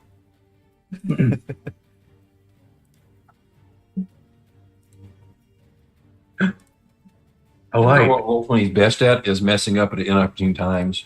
Yeah. Yeah, it really is. And can you guys start seeing some of the map now? Yep, That's good. I see a little patch of us. Yep, I see.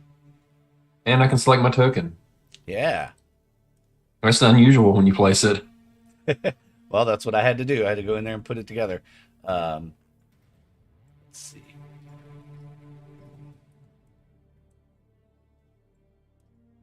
I'm gonna drop Normally, you when we guys. place our tokens, me and Teo can't move ours. Settings, map settings, dynamic lighting, explore mode on, daylight mode on. Save.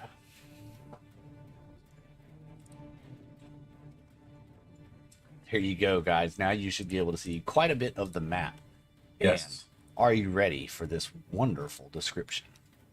Bring it on. The interior of the temple is a single open expanse.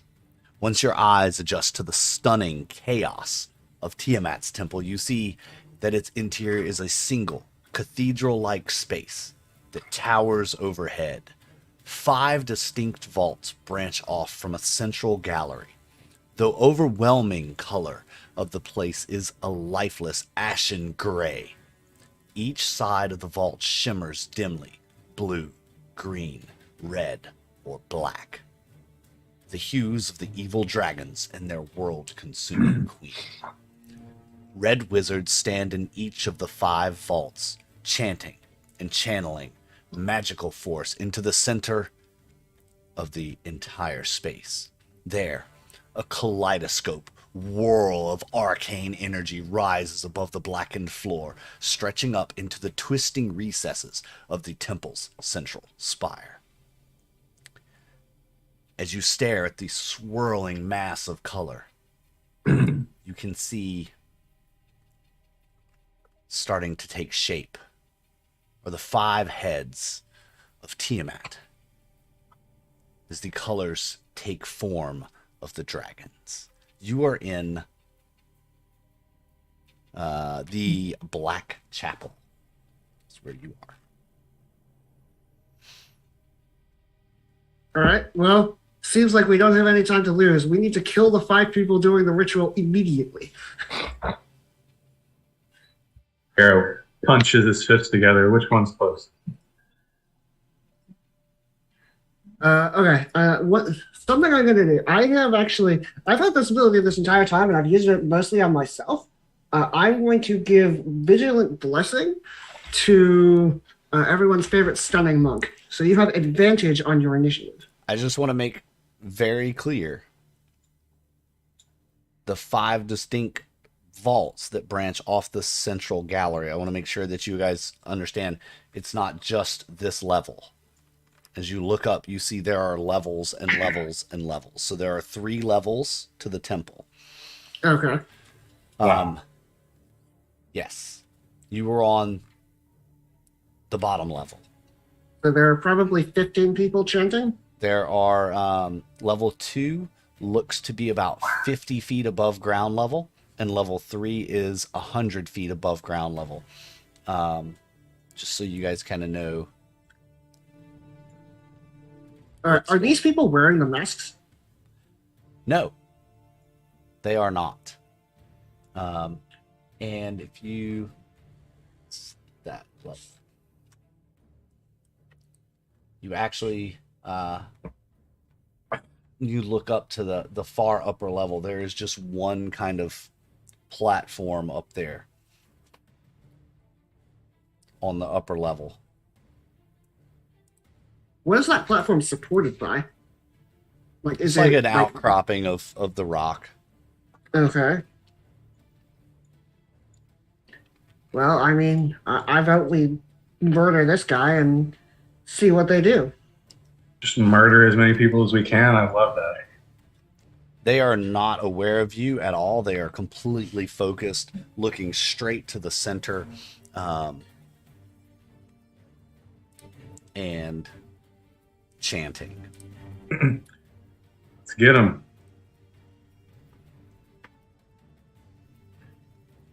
All right. Are we going to roll initiative or? Yes, we will need to do that. Let me clear the turn order and make sure we have. Looks like it's clear for me. I'll let you guys go ahead and get in there. Wait, who's the 8? Did somebody roll an 8? Rolling with advantage. I have not rolled yet. Now they've all the turn orders have not populated. As soon as somebody rolled, it put everybody in there, I guess, from the previous combat. All right, set that to be an advantage, but it didn't. But yeah. Initiative you have to do manually because it's not used to being able to be rolled with advantage. So there you go. Much better. Second roll was great. Probably my best initiative roll this whole game. Well, what a combat to do it. Yeah.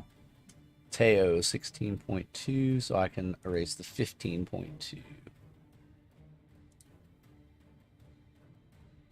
Owen got a 14, Dinar's 19, Garrow's 24. All right, I got everybody right there. Yep. All right. I did not have a terrible initiative roll. Everyone else just had fantastic rolls. Yeah, we're definitely upper percentile range. I mean, we're coming in at an angle they don't expect, and they're busy with something else. So presumably we'd be able to get the drop on. Yes. You would hope. I like this. Let's see. I gotta do. It's about to get messy, but for now, feeling good. Hang on, guys. I've got to do multiples of these. That's fine. No worries.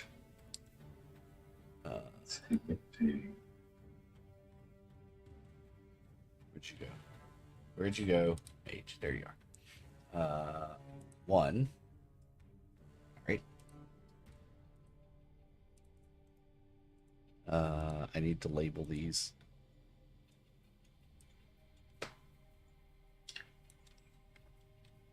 Oh, wait, can I not rename that? Shouldn't I be able to rename him?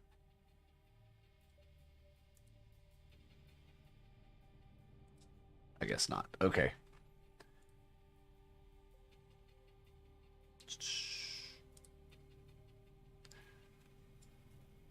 That's how I'll do it. And then this guy.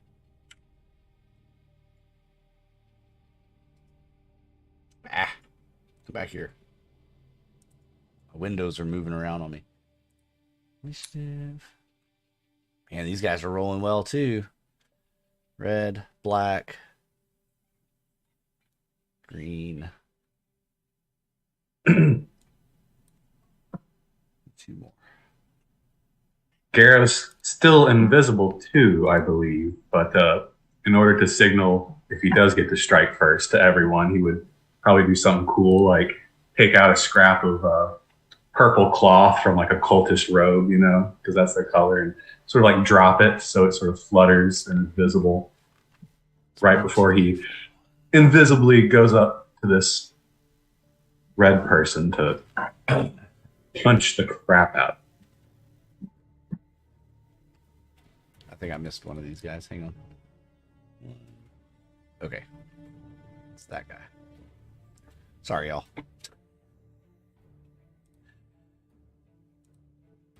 How do they make it look so easy?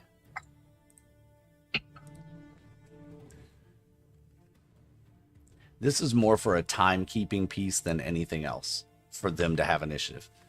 All right.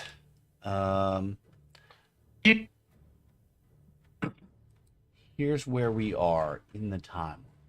Just so you guys are kind of up to speed. The ritual is in full effect. You don't know how far along they are in this ritual, but you can tell that the mass of swirling, chaotic, magical energy is drawing Tiamat. Maybe they're just waiting on the prisoner sacrifice to. Maybe it's the treasure hoard. You don't know. And where are those dragon masks? You remember the legend was that they would all be assembled into one great dragon mask. So, all that said, let's get on with it. Garrett. All right, invisible, silent approach, and then punch like this person has never been punched. Right on. Give him a good old smack in the head. I'll lead off with the black metal great club, followed by martial arts. 19, 29, 31 damage. Kerpow. Actually, nope, yep, okay, cool.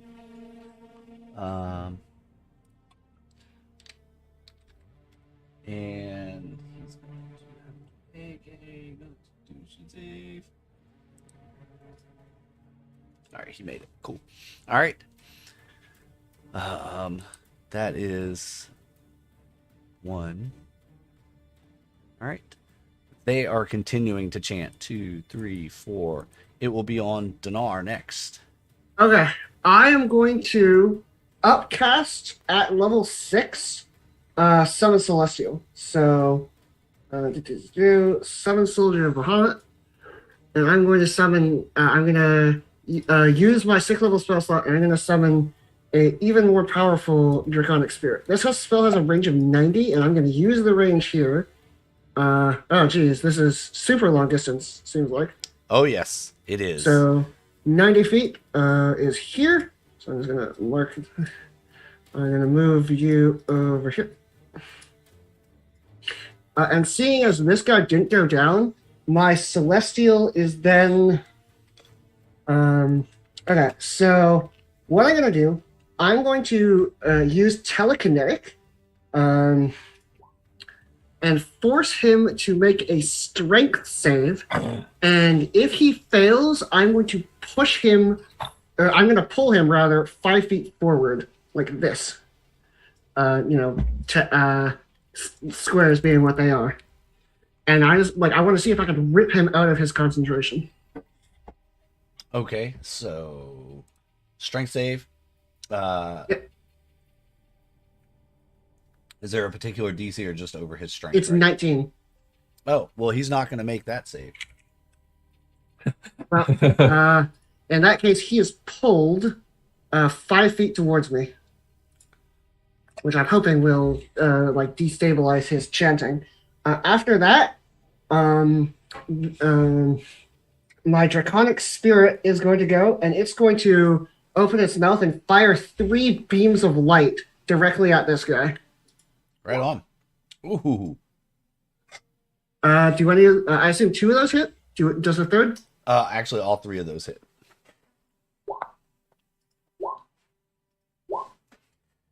So that's 21 plus 14 is 35, plus 12 is 47. Yeah, you've kind of vaporized him.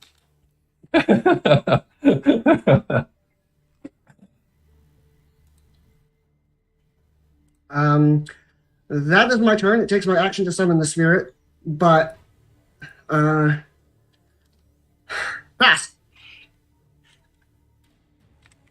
Okay, cool. Or actually, this thing has 40 speed. I'm going to command it to move 40 feet, like this, and I'm going to see if I can get in range of the next one. Yeah, this place is massive.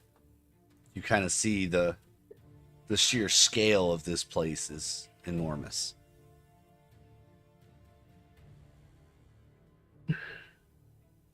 Yeah. Ooh, wow. We are going to have to move quick. Phew. What is the movement speed on this tank? 30. 30. Okay. So 30. Well, at least you can attack from range, you know. Yeah, Pretty- not from pretty that kind fun. of range, though. Jesus, that's a long way off. Mm-hmm. Here we are in the well. My core attack's got 120-foot range, which it's going to take me a few turns to get in range with him. Yep. All right. Let me just look at something again real quick. Do another count. 1, 2, 3, 4, 5, 6, 7, 8, 9, 10. Okay. I'm gonna just say, for the sake of game time and stream time, that you guys are gonna move to each one of these, right? Is that your plan? Yeah. Yeah. Sorry, you cut out just a little bit. What did you say? I said it seems like you guys are just gonna kind of make your way to each area. Yes. Are you gonna do that? Sweep one level, go to the next level, go to the third level. What kind of talk me through your plans for gameplay and stream time? So the dragon spirit can fly. So like I wasn't sure if the person right there was going to attack. I wanted to finish him off. But at this point, I can have the spirit take off and rush to the third level, where I assume the masks are being assembled. I say we all go up there to the third level. I mean, if that's where the masks are being assembled, all we have to do is get a hold Are of there the mask. stairs or ramps or anything like that up to that level? Or Nope. Looks like the only way to get there is fly. That's not a problem for me. We've got brooms, and you can ride that dragon. Dinar? I could, yes. Though it might actually make more sense for me to stay on the ground, because if my concentration is broken, the dragon disappears. I think we've got a few people who could catch you with that.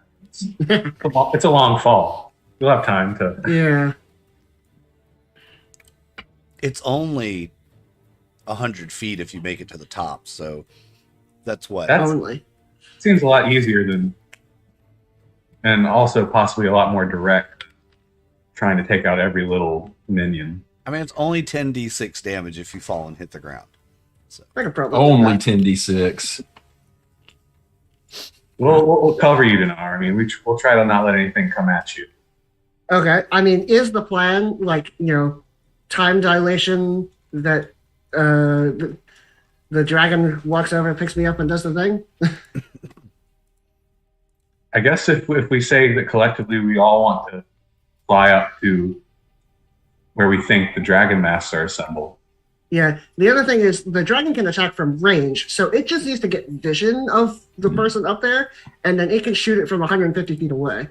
Yeah, I say you keep whatever distance you feel safe with. Okay. So I'm going to go hop on this dragon. Can we say that I do that? Yeah. Or yeah, I'm just trying to kind of make time go a little quicker. And I can shoot from 120 feet away, so I'm assuming I can do that from a broom too. So Mhm. yeah. Do We you have want to ride the established. dragon as well, or do you want to use the broom? I can use the broom. Okay. With both brooms, can y'all ride the apparatus? Yeah. I don't know. That seems That's like a that problem. stretch a little bit. Yeah. But yeah. So what I'm gonna have the dragon do is rise up to the point where the third level ceiling doesn't obstruct its sight, and then get into position to shoot at whoever's up there. Yeah, I mean, I guess Garrow could sort of Superman this crab, right? I mean, he carried it before. Why not fly with it? I mean, you're not wrong. And I think it would just be so fun to fly up onto that platform, just plop a big crab tank down, and just start unleashing fury, if we are indeed able to do so up there. Yeah. Let's get you guys close to one another. So do you have the Superman music from like the original movies that you can play while he's doing this? No, unfortunately, that would probably get us a. Yeah, Copyright strike, but- YouTube's algorithms are pretty sharp. But I do have this. So how high up do I have to fly in order to see the person on the 3rd level? I mean, the floor of the 3rd level is 100 feet from where you are. So if you're going to fly at an angle, you'd probably have to fly at least 80 feet up. Okay, that would take the dragon 2 turns or 1 dash. Dash away, I say. Yeah, I'm not too worried about those kind of level of mechanics at this point. Okay, I'm going to fly up and dash. I'm going to move us to... Do we get teleported? Well, you're all doing this, so... Like I said, I kind of want to move it along just a little bit. That's fine. I'm just... we moved along the map. I didn't expect that. Yeah, I'm going to move you guys to where you need to be. So who is this nefarious individual? Ah, yes. As you fly up and you see at the top level... Well, let me tell you what you see when you fly past the other 2 levels. First of all, you see 5 more red wizards, all levitating above the ground, chanting, channeling the energy, and sending it forth. So this would be a total of 10 that you've seen already. We killed 1. Each one is... There's a lot of these guys. Yeah, there's a lot of these guys. And you reach the top level. There, you see... You hear the police coming. Here you see none other. No, we're the police. Than Severin himself, levitating high above the floor, wearing the mask of the Dragon Queen. The 5 dragon masks have been assembled, and Severin has placed them upon his head, wearing them proudly. He's levitating, just taking it all in, soaking it all in. And all right, I set the apparatus down and get ready to charge. I'm going to jump in the apparatus. All right. Yeah. Severin looking shocked at seeing you there. No, you cannot. You will not stop us. They will continue. Even if you should kill me, they will continue on. She shall be risen. In the time it takes for him to do that, can my dragon have shot him? I mean, I don't see why not.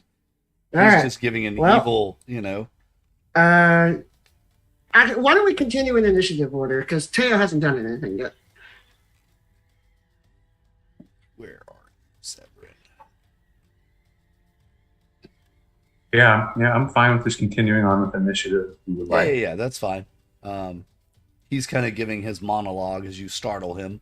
I'm just trying to find his character sheet. Giving his evil guy monologue. Mm-hmm. I'm trying to find his character sheet. We need to deny his villain monologue. No, those are always cutscenes in games. Unskippable. Yeah. There it is. This is gonna need his character sheet.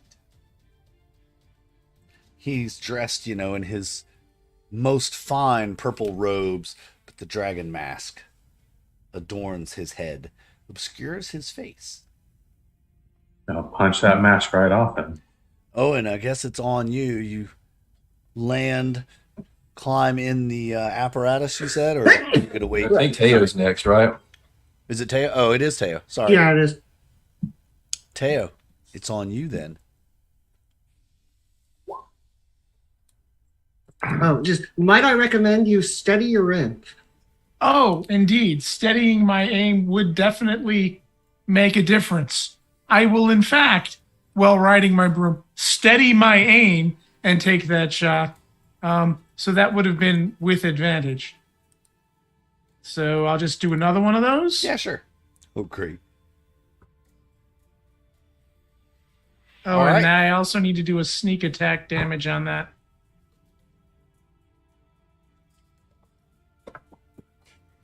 Can I? I'll just roll a 66.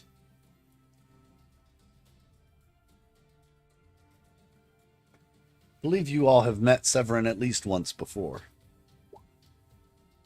Maybe.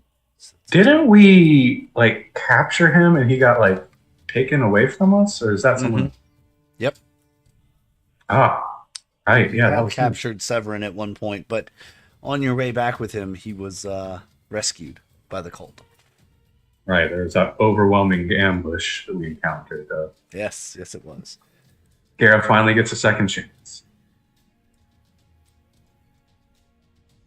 All right, Teo, knocking 30 points of damage to this guy. Now it's Owen's turn. Okay.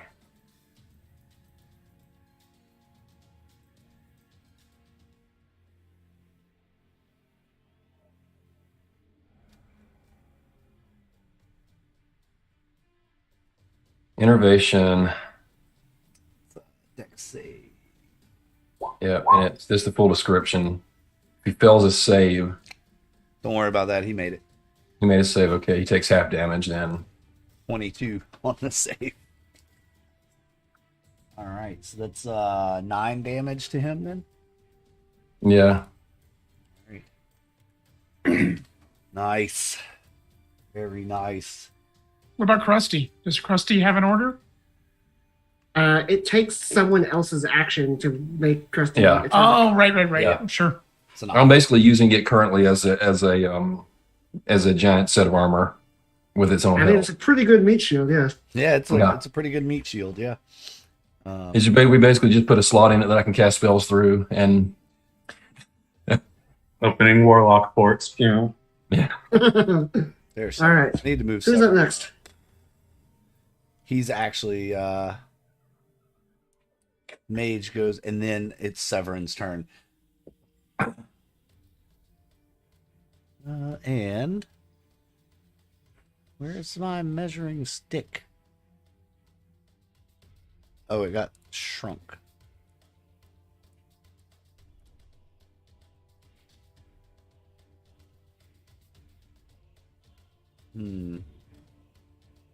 Yeah.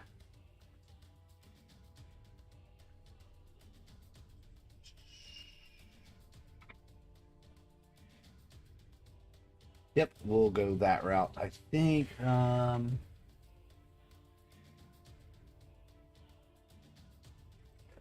all right. This is going to be to Dinar, being the greatest threat in the room, a prophet of Bahamut.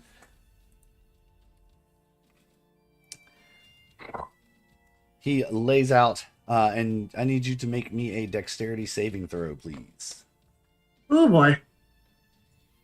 That was good, but probably not good enough. Missed it by that much. Well, there you go. Is there anything I can do to save myself? No. You're going to take 22 points of fire damage. Okay. Hold on. I need to move this thing off of me so I can do this. And here's my concentration check. All right, still good. All right. And at the start of, you are now engulfed in flame. If Severin deals fire damage to a creature while wearing the Mask of the Dragon Queen, the target catches fire. At the start of each of its turns, the burning target takes 1d10 fire damage. A creature within reach of the fire can use an action to extinguish it. So, at the beginning of, at the start of each of your turns, it's 1d10 fire damage until the fire is extinguished. Got it. All right. Garrow, I believe you're next. All right. Garrow will activate his Eldritch Claw tattoos that are on his fists that start to glow and sort of like make that scorpion pincer motion as he flexes. And then he's going to fly up within 15 feet of Severin and just simply unleash a series of attacks. And that was my bonus action, so I can't use my thing, but I can do this. So 1.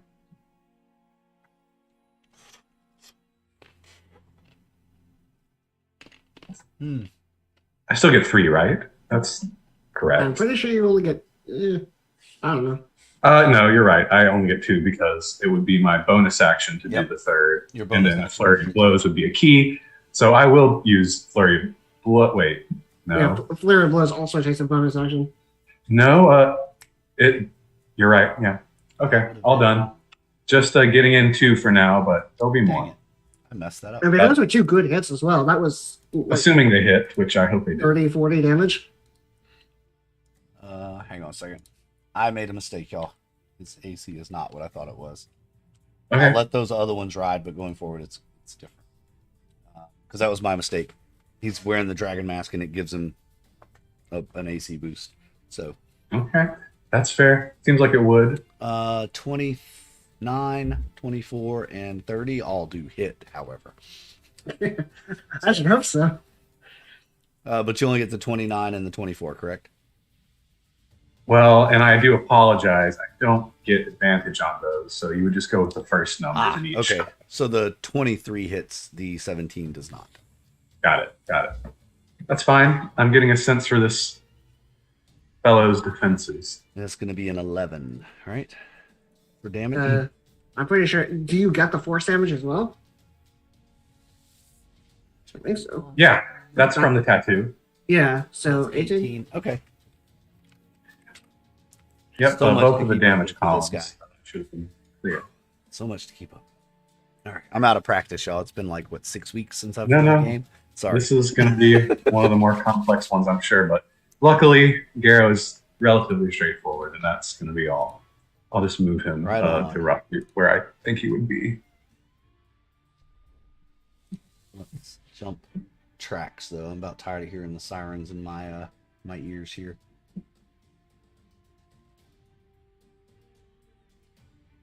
Feel like something a little peppy.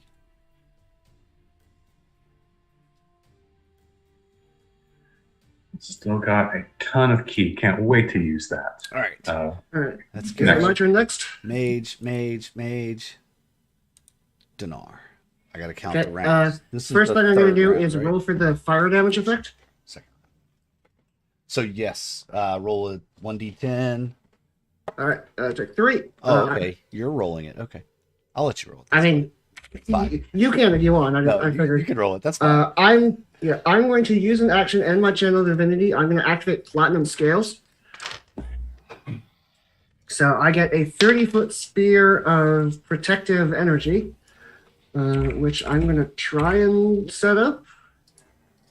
Yeah, for some reason, my HP bar doesn't show, but the other stuff does. I'm going to move my 30 feet like this. I want to move it such that I can get my allies into its effect. So I'm going to go like that. Then it takes my action to activate the platinum scales. So I can't do anything with that this turn. Thinking about bonus action stuff I could do. Can I use telekinetic to try and rip the mask off his face?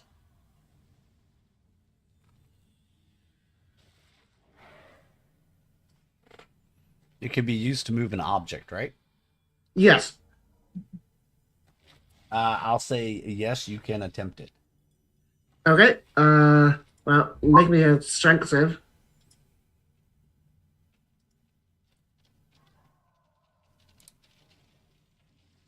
I think that's going to be a no on the strength save. DC was 19? Yeah, I rolled a 9. Okay. Well, tell me what happens. You have gotten some mileage out of that telekinetic. Yeah, you have, man. I think it's very good. Yeah, the mask flies off of his face and lands on the floor, skittering to the far corner over here. All right. Then the next thing that happens on my turn, I'm going to end my turn at this point and roll for platinum scales. So I get 16 temporary hit points. Go you. Next up is the dragon. Since it takes its turn right after mine, it's going to move so that it can get into the range of my platinum scales. And then it's going to open its mouth and fire a stream of light directly at the dragon priest. Maybe 2 of those hits. Yeah, the first 2 hit. 28. And this is radiant. Or Radiant. fire? Hold on. I believe it is radiant. I will I just think it is. double Too. check for you. It is radiant, I yes. thought so. Okay. And then at the end of its turn, it's also going to roll for platinum scales, and it gets 12 temporary hit points. Cool. That's my turn.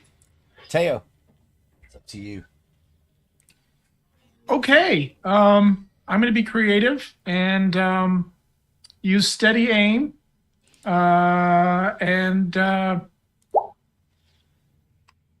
Does 20 hit? A 20 will hit him. Yes, it will.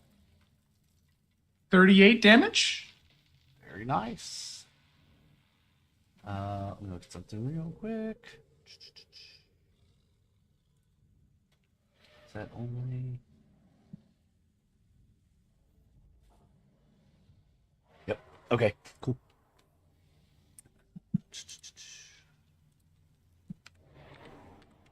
That really seemed to sting him, that shot. The other stuff you had hit him with just didn't seem to really do much. But that seems, now that the dragon mask is gone, seems that there is something in that. All right. You hear a crescendo of the Drake horn. I need everybody on the platform to make me a Constitution saving throw. One question for you. Sure. How far away from me is the dragon mask? Where are you down there? You are about 70 feet, 60, 70 feet. And we're on a platform, correct? Yep. You took Dinar's advice and took a resilient constitution. Glad it's coming into play. Okay. That's all I needed to know. Thank you.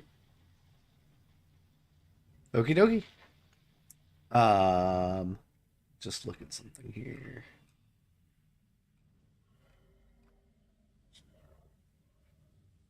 I'm hoping that's good enough. 17, 20. Crossing fingers. 19. I'm trying to remember where exactly what.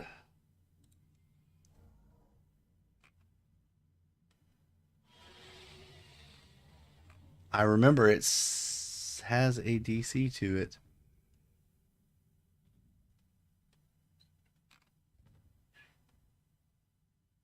Okay, yeah, there it is. Okay. Yeah, you're all fine.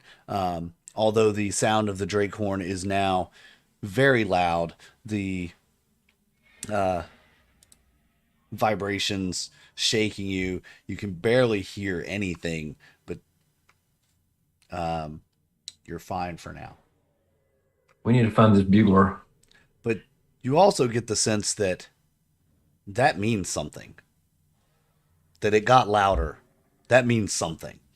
You look down and you see one of the heads, the green dragon head, almost fully formed now, and it's lashing out, stretching, and getting more and more solid. Oh boy. All right. Owen, I guess it's on you now.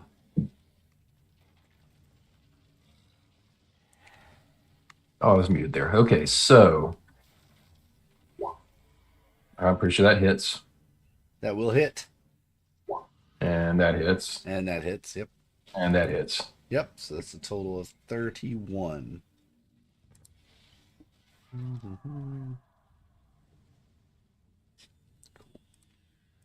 on, why don't you give me your thingy here? Oh. On the wrong tool. Does he look hurt now? He looks pretty hurt now, yeah. You roll a medicine check, I'll tell you about how hurt he looks. If you wanna know more precise, then yeah, he looks hurt. I mean, he's got a couple arrows sticking in him. He's beaten a little bit. Like, can I do that without using my action? It's just passive. Yeah. I have no idea. I have +9 to medicine and rolled a nat 1. Blood. Nice.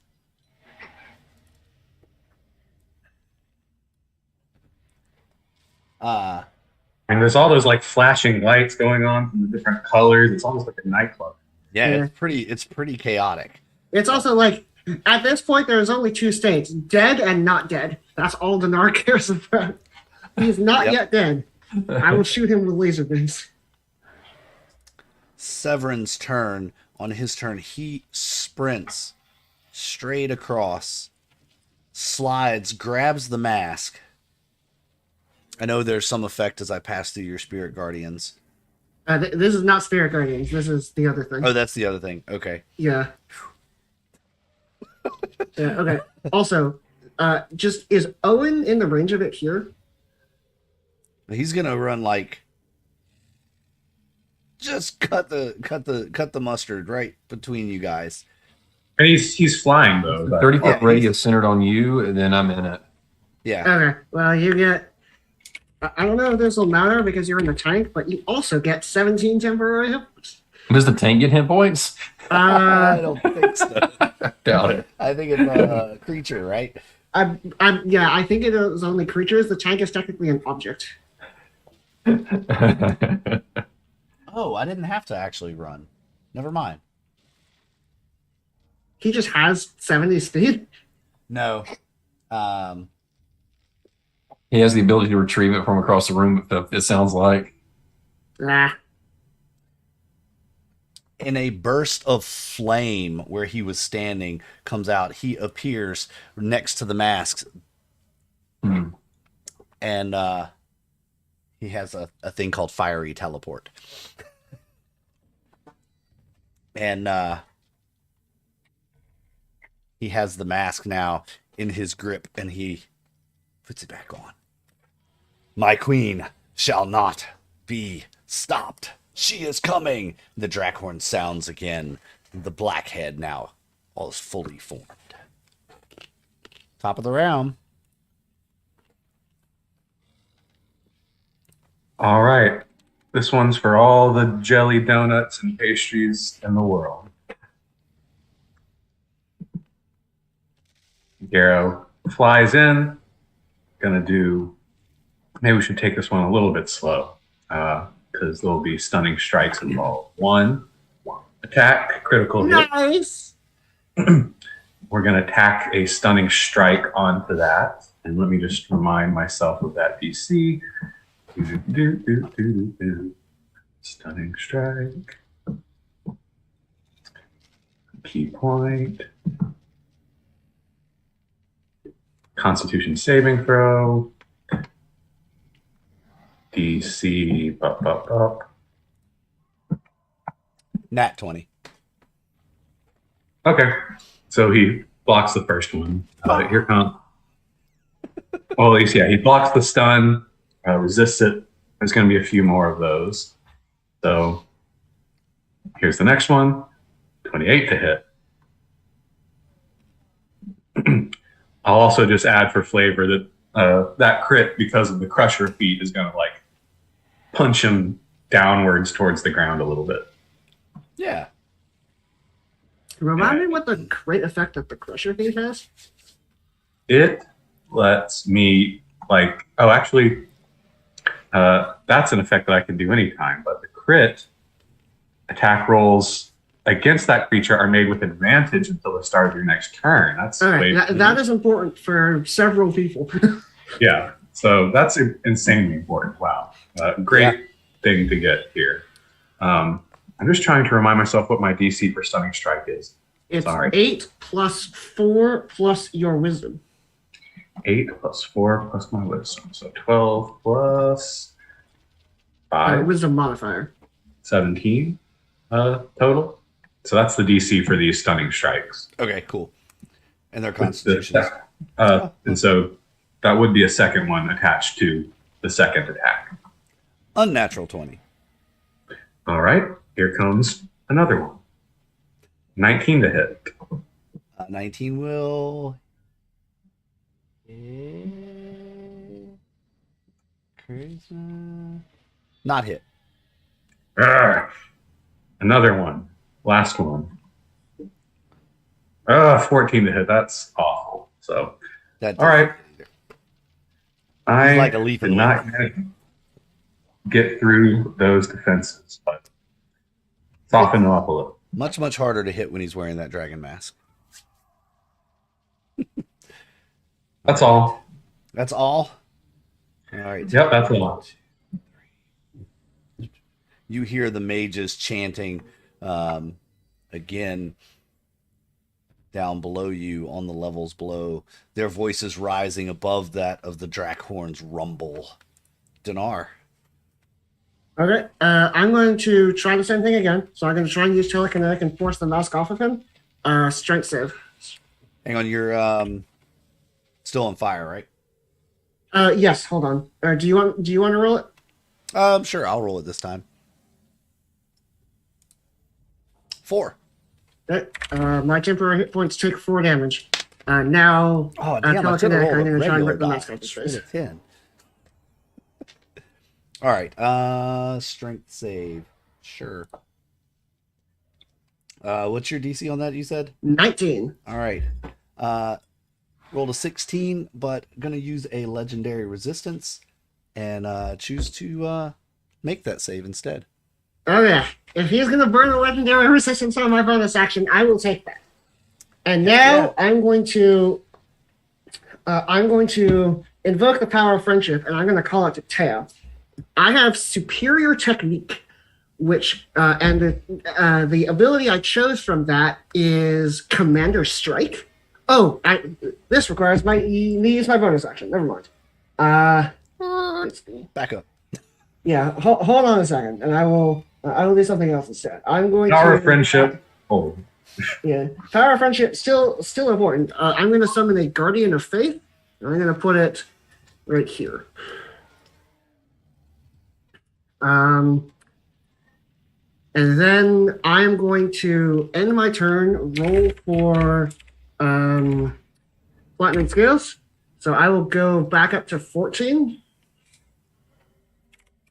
Awesome. And then now the dragon is going to go, and it's going to shoot another stream of light at the head of the cult. And I have advantage on all of these because of that crusher hit. Yep. I think all of those hit. Well, no, the last one doesn't. Okay. So just 2 for 28. Right on. Radiant. Yes. Does it look like he resists radiant? It does not. Okay. And then I'm going to see if I can get a better roll for the dragon. No, I can't. Pass turn. All right. I guess that brings it back up to Teo. One trick pony. Gonna take a shot. 18 does probably not hit. Nope. Glances off of the dragon mask. Yeah.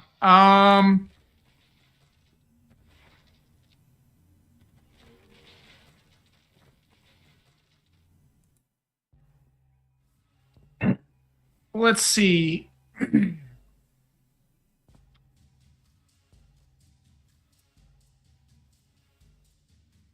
I'm actually going to move closer. If you moved one space to the right, you would end your turn in like temporary hit points.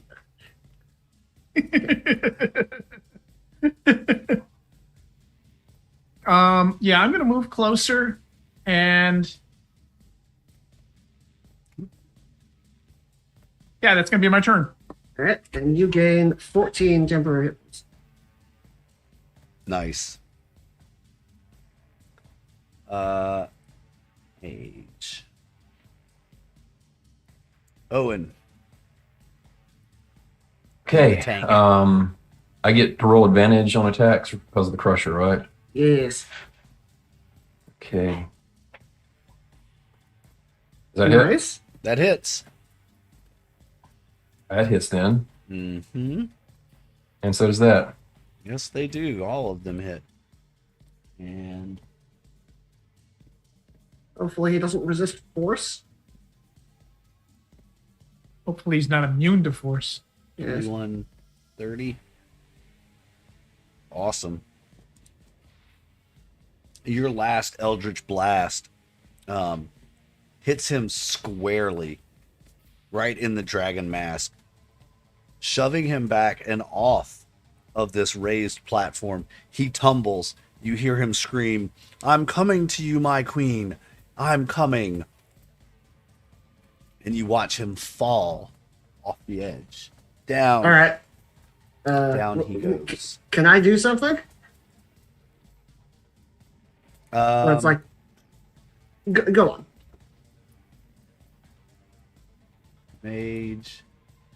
Into that's Severin's turn. At the end of his turn, top of the round, you hear the Drake horn sound again and get louder. And a third, we've got the green and black already out, so the blue head pops out as he falls to the ground.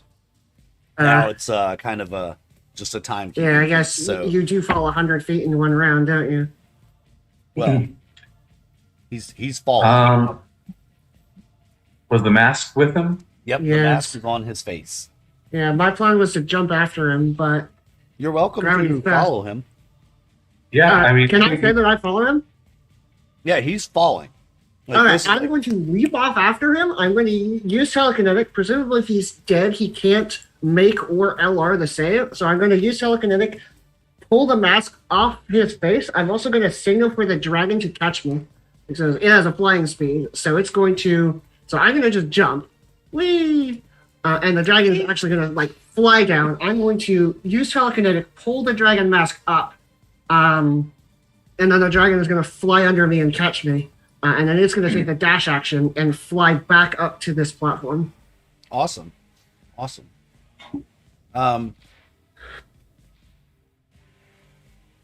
Any chance we can destroy that thing? Not with the tools we have available right now.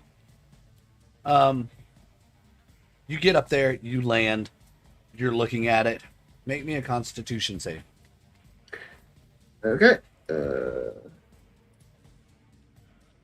Oh dear, I don't have advantage on this, so that was unfortunately 10. You feel the overwhelming urge against your better judgment to put the mask on.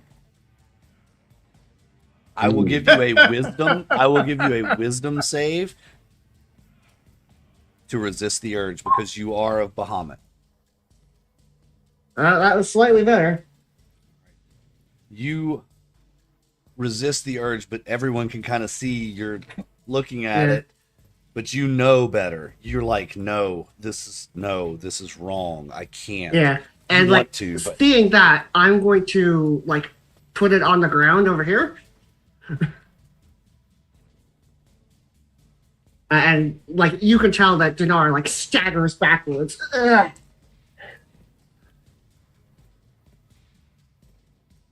Seems like the best we can do now is try and continue interrupting the ritual. Yeah, sounds good to me. All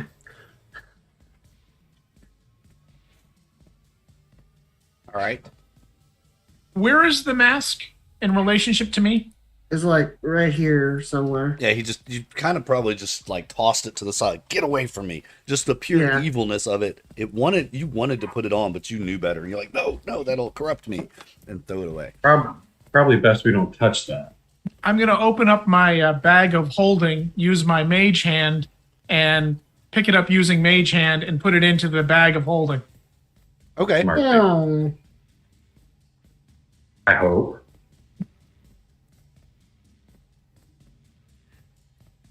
So now I guess the plan is we kill as many of the summoners as we can?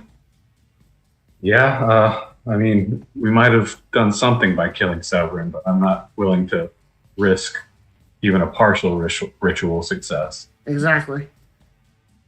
So I'm going to... how are things going to proceed from here? Well, I'm going to fly down on my broom to the next level below us. Yeah, same. That was my plan as well. Yeah.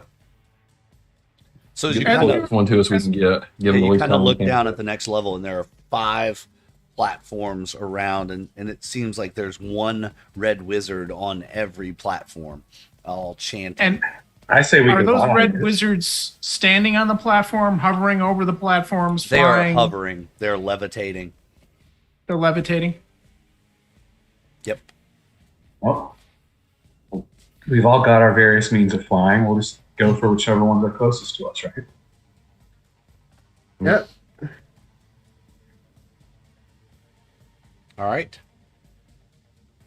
Yeah, let's head to the second tier area and try and take out as many of them as quickly as we can.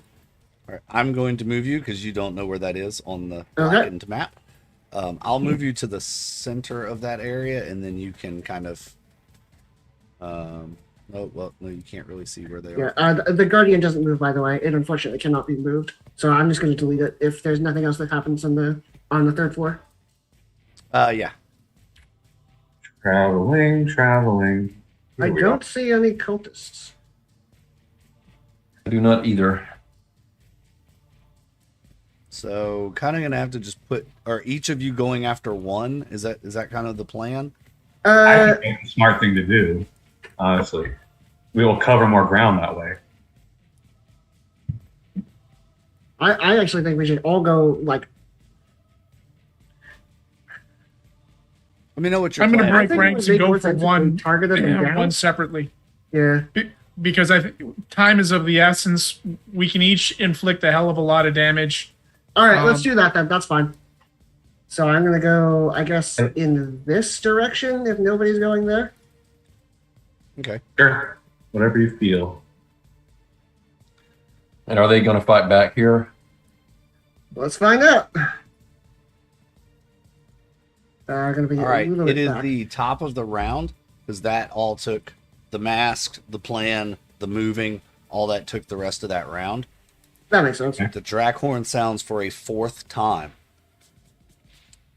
The red head of Tiamat now emerges from the swirling, chaotic mass of energy. There are now 4 of the 5 heads of Tiamat exposed, and the body is beginning to look more solid. There's only one more head. And then Tiamat shall be summoned. And at the rate this is going, you know you don't have much time. Okay. Kill at your All right. most furious. Garrow, you're up.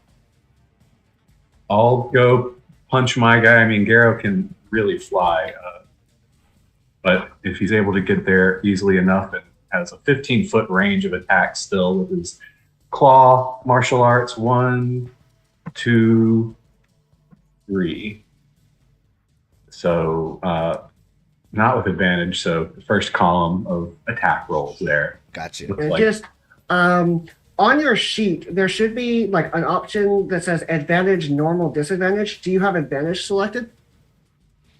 Yeah, I keep forgetting to toggle it back off when I. Yeah, that's fine. All right, so first column is 24, 12, 24, right? Mm-hmm. So the 24s will hit, the 12 does not. I'm going to add another one by using a key point. And here it is. 15. A 15 will hit. I'll take it. 17, How- 30, How alive is he? 44 damage. Am I mathing that right? Plus 3, 9, 3, 8. That's 20. And 7 is another 15. 50, 70, 61 damage, right? Yes. Splat. You splat a mage. A red wizard into bits right in front of you. Garrow's favorite thing to do. Splat a mage in one turn. And he'll, he probably used up most of his movement getting here, but obviously he'll plan on going after the nearest next one when he can. But he's not sure how much more time we even have left. It's going to be to the platform directly due south of you. Yeah. Would you say that I have some movement left? Not enough to get there. It's about 300 feet. You'd have to fly because there's no. Yeah. I'll, make my way to the edge of this platform at least, but I'm going to be preparing to zoom there next turn. I mean, the closest run you could make is 130 feet edge to edge. Yeah, since I already used my movement to get here, next turn I'll make it. Okay, got you. Mage, Dinar. Let's jump to Dinar. All right. Well, I'm going to. Fortunately, he's not damaged. I'm going to cast Toll the Dead. So DC 19 Wisdom save. Does he have advantage on saving throws right now? Does not. So that is going to be a fail. Well, he takes. He's not damaged, so he takes 15 necrotic damage. And then the dragon's going to try and shoot him 3 times. It's going to open its mouth and fire a piercing beam of light. 1, 2, 3. Whoa. There it is. Oh, all okay. those hit. I assume all those hit? Yep. And now, of course, the other ones are going to show up. It's okay. So that's 49 plus 14 is 63. 63. Yes. Does that kill him? Splat. He's dead. Faster? All right. Oh, sorry. Does the fire effect on me end when that guy dies? Yes. Okay. Teo. Oh wait, I grabbed the wrong thing. Sorry. Trying to grab Doggo. That's fine. Teo. You're up.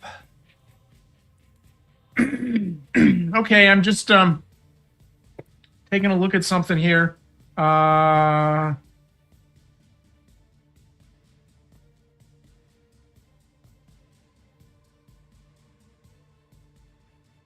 I'm thinking here is I'm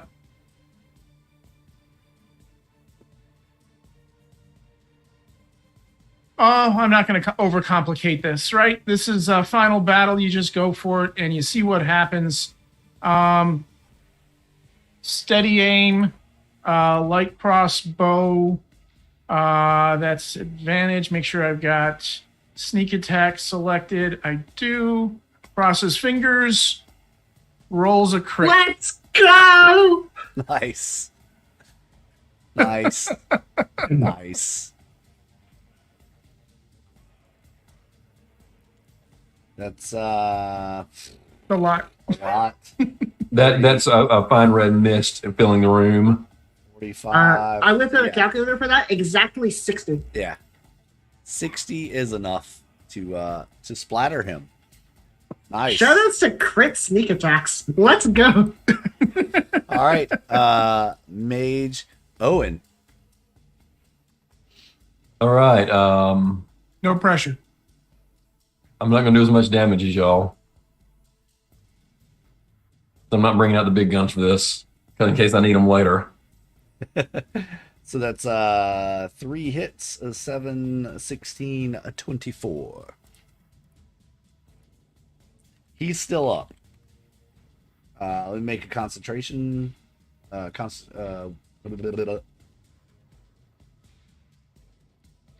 that thing. Yeah, okay. We're good. We're good.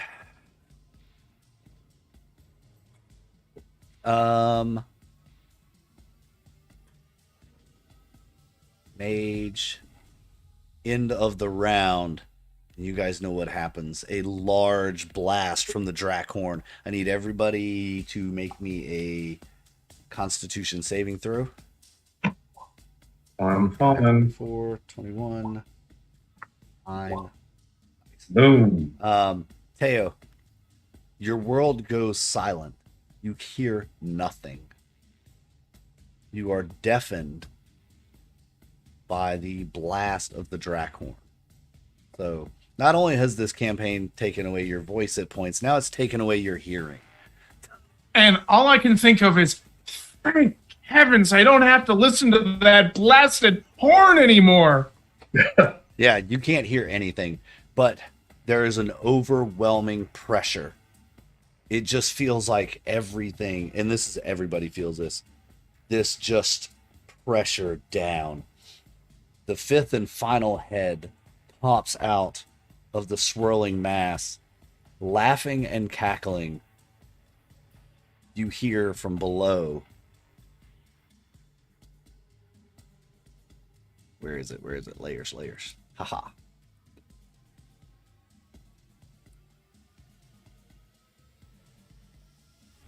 As would have it, Tiamat appears mostly there. She says, "Yes, my children, keep it up. Call me forth, for I shall rule this world once more." And it is Garrow's turn. You go after this mage, or when we get to the nearest mage, I can't see them right now, I don't think. Or can I? You can't see them right now. I'll move dog over to where they are, though, so you can kind of see where they are. Come on, select. Select. Why are you still doing the finger thing? It said select. Oh, I'm on the wrong layer. That helps. There we go. And, Garrow would probably also... Well, never mind. If he can get in range to punch someone, that's his goal.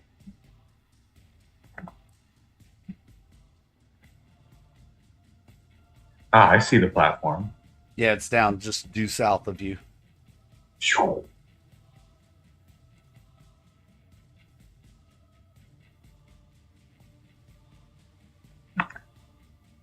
Not an easy distance to traverse, but if I use Step of the Wind,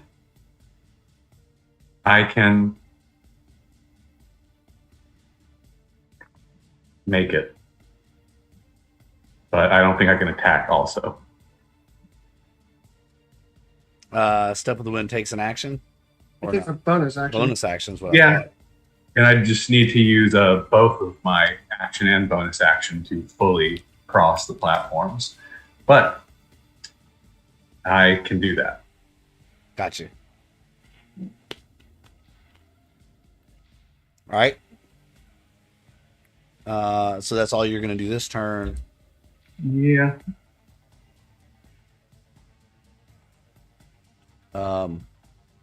Mage. All right, Dinar, it's on you.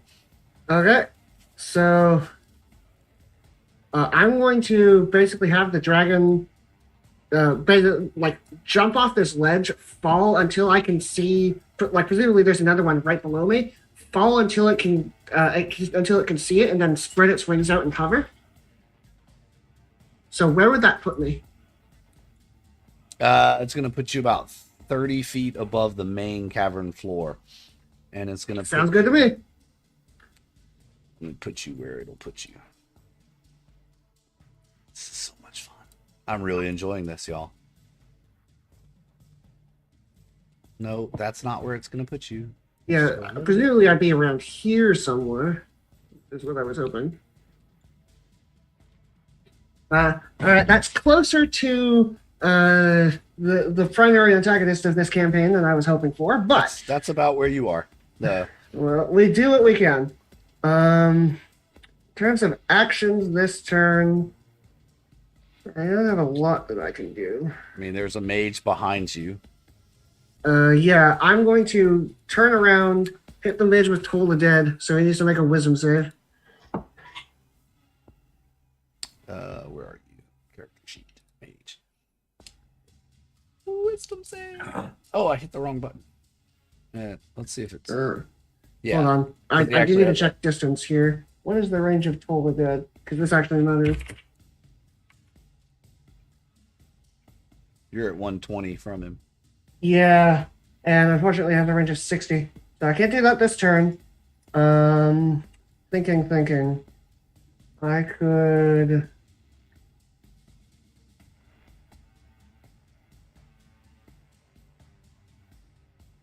I'm actually going to use it now. I'm going to activate Divine Intervention. And I'm going to call upon the power of Bahamut to aid me in banishing Tiamat to the hell from whence she came. So the way this works, I have to roll a D100 and get equal to or below my cleric level. I need to roll a D100.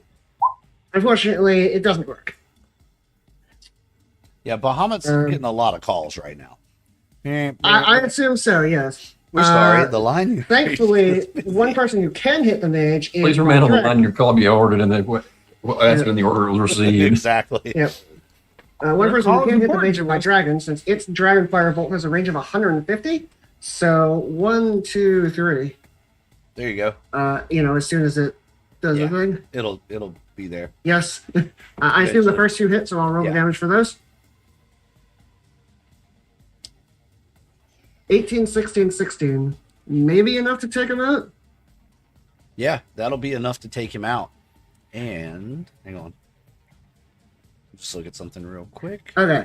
And then I'm again going to try and get a better temporary hit points roll for the dragon.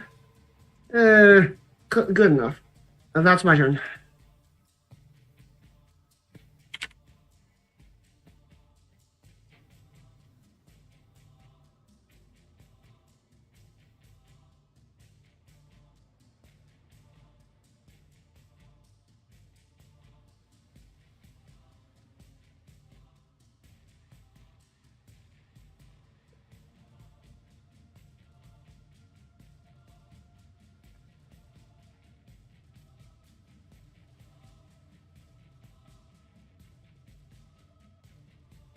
That. All right. You've done that. Not done that yet. Let's just see him, making sure I know where we are. Cool. Okay. All right. There's a lot of checks and balances going on here. No worries. But presumably this guy is dead? Yes, he is. I just have to clear him out. And I hope I don't get blasted over here, but gotta take him out and disrupt as much as I can. All right, Teo. All right. It's time to get creative. Because first, describe my situation. Are there any targets of opportunity within range? No, you're on this spire. You can see the getting more and more solid, the 5 heads of Tiamat, and it's clawing and gnashing, kind of ripping. You can see the front paws of the dragon just kind of ripping at the magical space, trying to open it up and pull its way through. So what I'm looking for now, I'm looking at this caldera that we're in, right? We're inside the caldera, and we've got these spires, or are we inside the tubes kind of a thing? You're more in the main caldera, and there's these spires that are raising up, and that's what you're on, are these spires, and then there's a spire on spire, that kind of goes up. So what I'm looking for is, what I'm trying to do is I'm looking for the largest continuous piece of homogeneous material that has lots of material above it, that ideally is not homogeneous. My hope here is to try to use reduce and enlarge on the biggest piece of volcanic rock or homogeneous rock, reduce it by half, making the ground above it unstable in an attempt to cause it to collapse in.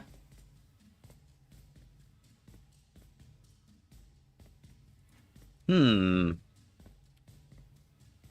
mean, you can target some different chunks of rock. I don't believe you're going to be able to cause a collapse such as what you're thinking, though, because all this volcanic rock is pretty solid throughout here. It's like one solid piece of rock here. Okay. You would be looking more along the lines of like an earthquake spell to do what you want to do. An earthquake spell. Okay.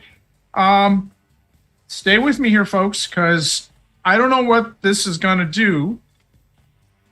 I have a clay jar with a lid on it that should have a dowel inside.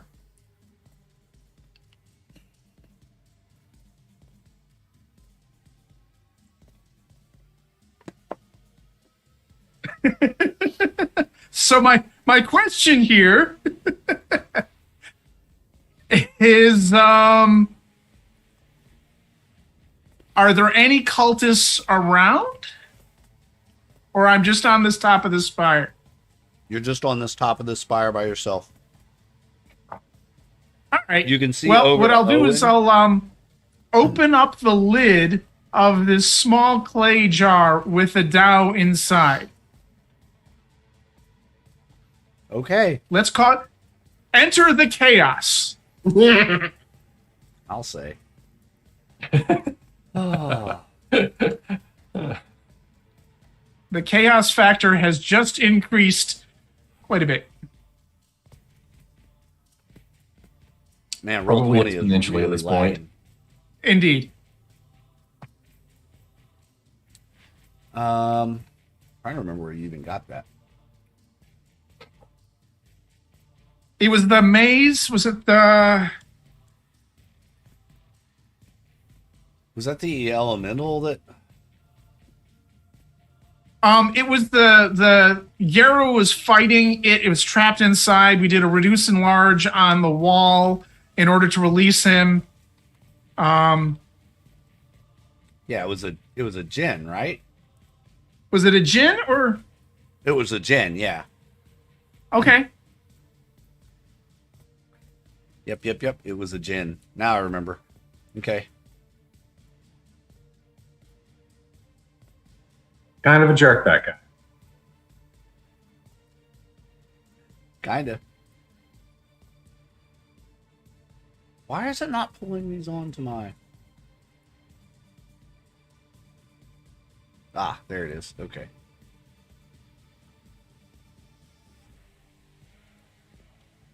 Roll 20 is really lagging bad for me. I don't know if it's about to crash or not. I hope not. All right. I'm going to refresh mine just because I'm not doing anything right now. Well, if I do that, I'm going to lose everything. Yes, obviously you can't, but I can. Yes. And maybe it'll help a little bit. I doubt it, but you know.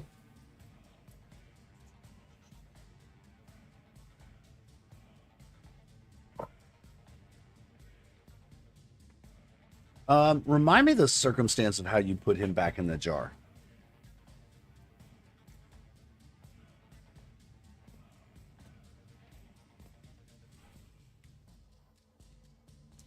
So I want to say you guys were...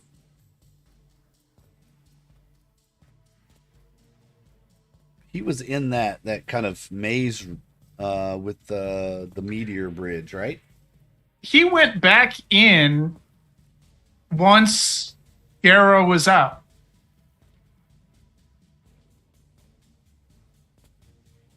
I thought. I may just have a clay jar with a lid. The djinn was in like a salt circle, and we broke the salt, and he stepped out. Did we break the salt? That was I don't someone different, right? That was an Efreet. Oh, I'm probably thinking of that. My bad. I do not remember the djinn you're talking about. Is it not a It djinn? was the room that the poison gas thing that started to... It was a temple in the middle of a field. It was where we did the giant stone toss, and it was one of those trials. I remember the djinn, but I don't remember much else other than remembering that there was a djinn. Yeah, that's... You were awarded the jar, the clay jar, by the giants, right? Because you guys won the giant stone toss. Right.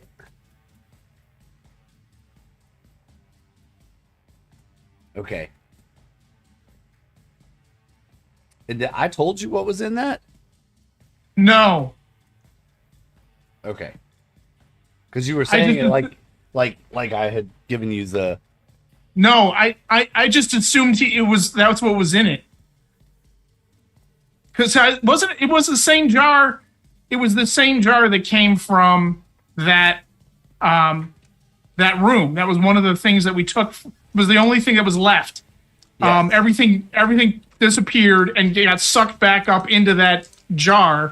And I took that jar with the lid on it. It was not awarded to us by the Giants. Wow, it's been a long time, y'all. Sorry. The Giants. I'm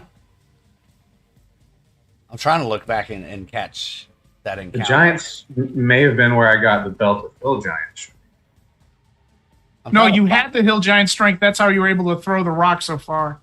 Okay. I think the Giants just let us go. Yeah, they were impressed by the rock throwing, I think. Yeah, I think they basically became friendly at that point and said, "Have a nice day." I don't think there was any. Were we able to?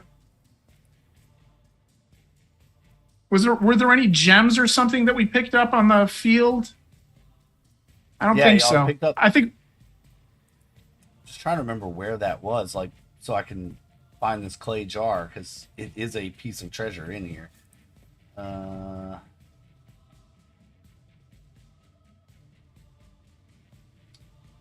Oh, that was what it was. My assumption it had whatever that thing was that was inside that pagoda.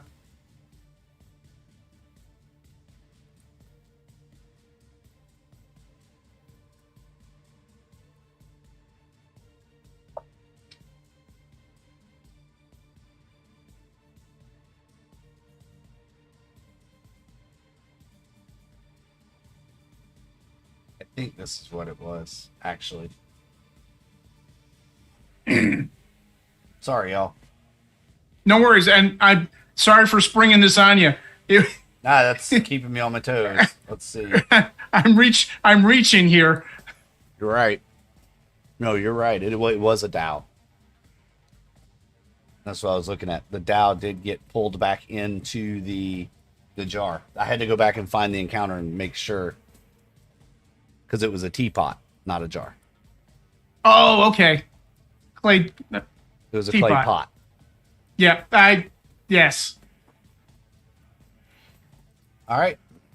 There is the Dow. You kind of open the lid, and this misty form that you remember seeing in that pagoda, there he is, kind of hovering above his jar. Looks around. I am going to try to be as persuasive as I can and ask him for his assistance at bringing down this caldera. All right. You will need to make a very good roll. In your persuasion or those line of skills. Yeah, persuasion. You've got Darrow, did you there. take that potion from me by any chance? That potion. Let's see. Potion of heroism. Earlier in this session, I thought I tried to give you a potion of heroism, but I don't know if I didn't hear anything go through, so I don't know if I was still muted or not. I don't remember that. Okay. So I don't remember hearing that. I don't either. All right, then I have a potion of heroism, which I will drink. hey, 'Tis the season for heroism. Indeed. You may as well. Heroes. Okay, so, persuasion, and one of the functions of heroism,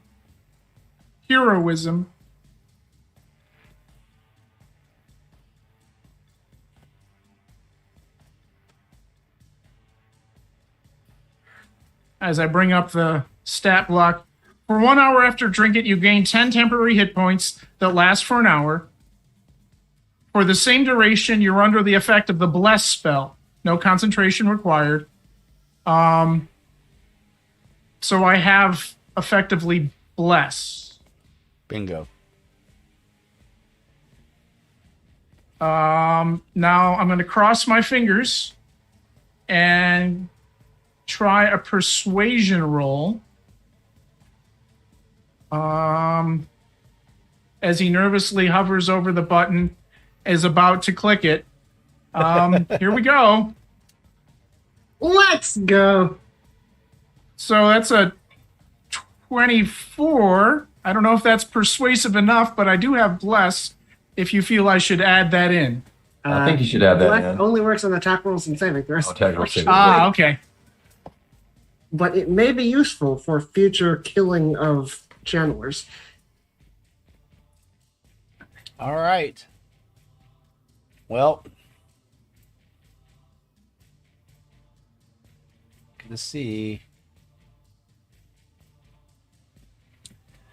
All right, rolled a 18 on his charisma save. So you are a sweet talking son of a gun, Teo. Yeah, baby. Thank you for helping us save the world. Fork Mr. and tongue, Channel. little bastard. Just how should I do this?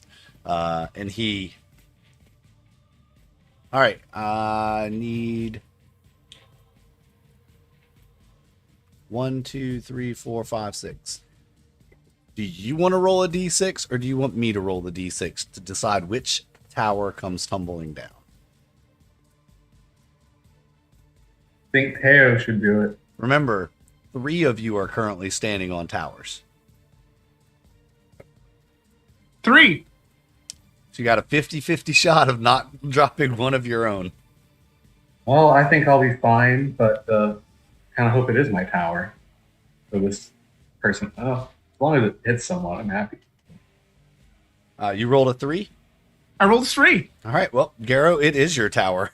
All right. Well, I mean, I've obviously got my boots engaged. Still, Dragon Ball Z flying at this person. But then that happens. Yeah, that happens. Geez, y'all. Tell you what.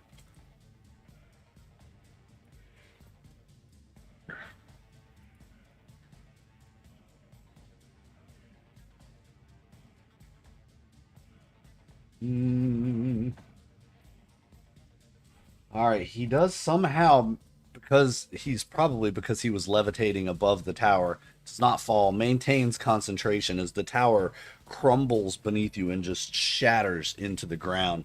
The blue spire, the crystalline pieces of lava rock just shatter and scatter across the floor. Garrow, you are you got your boots on, so you were already above ground anyway. Mm-hmm.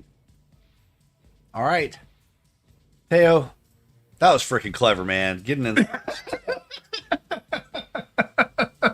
Talk about reaching deep up there and pulling something out. That was a long time ago. I had to go find that encounter and find the treasure listing. Tell me about it. Teo's inventory runs deep. Yeah, it does. And he has the well cataloged, apparently. It's a damn bag of holding that I gave him. Indeed. Season 1. All right, cool. Mage. Owen, it's your turn.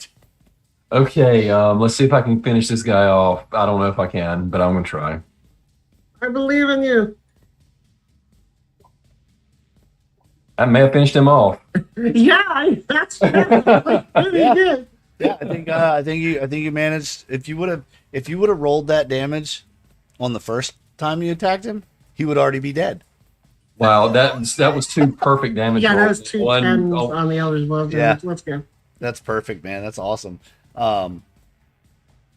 You kill that mage, and you hear a scream from below, and Dinar, you see a pulling, Tiamat shape, almost fully formed, clawing itself out of the portal. Suddenly, you see the portal snap closed for a second, and then she's trying to rip it open again, and it's snapping closed again. The chanting of the other few mages that are left gets louder and louder, but this portal just seems to not quite be having any strength anymore. You've weakened the mages and disrupted this ritual to the point where in just a matter of moments, unless more mages show up from somewhere, you think you might send Tiamat back to the Nine Hells. Garrow, it's your turn. This guy's still hovering. All right. Series of punches. Punch 1, punch 2, punch 3, and boom, boom, boom. All those hit. Let's see, 13, 19, 15, 14. Yeah, 44? It's enough. Down, all right. Down he goes into a thump on the bottom of the ground. And again, you hear that screech as one of the heads is just severed in the portal as it snaps shut this time. It dissipates into a black mist. Dinar, before your very eyes, you see one of Tiamat's heads just get severed by this magical portal closing. Wow. And then it pops so back good. open. And you can see she is not happy. All right. Well, I want to move as far as I can to my next target. Can you help me find them? The next target will be on the ground below you. All right. Perfect. I'll zoom my full movement, and hell, why not? I'll toss in a step of the wind. No, wait. I shouldn't do that because that doesn't make sense. So. Yeah, I should probably hold on to some key. My turn? You basically just have to hop down 50 feet. Yeah. All right, there's two enemies about equidistant from me. I see Garrow over here, so he can probably hang out this way. I'm going to check distance. Can I hit this guy? Not really. So I'm going to go over to the left, I think. So I'm going to move 10, 20, 30, 40. 1, 2, 3, 4. And at this range, my dragon isn't in range to hit with the beam. So what it's going to do, the beam has a long range of 600 feet. And what I'm going to flavor that as it has to shoot into the air and have the beam arc down, which is significantly harder to hit with. But it's the only thing that I can really do to hit this guy at this range. For my action, I'm trying to think of what I can do.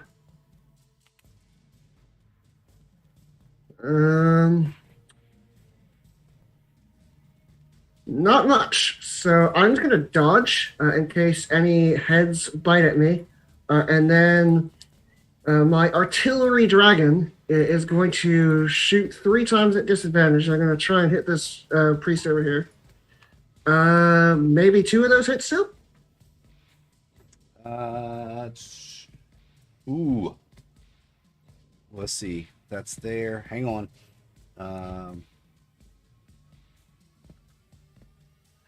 All right. Yeah, 2 of them hit, but go ahead and roll damage for all 3 of them. 1, 2, 3. We'll use that order as well. Okay, cool.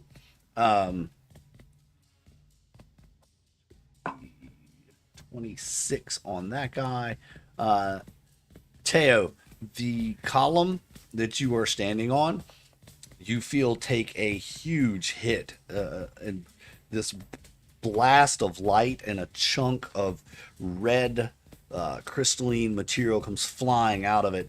You look down and you see that Dinar's dragon is shooting at the creature, that the mage below you, and well, may have missed. Hit your platform instead. It's still holding together, but it's a bit wobbly.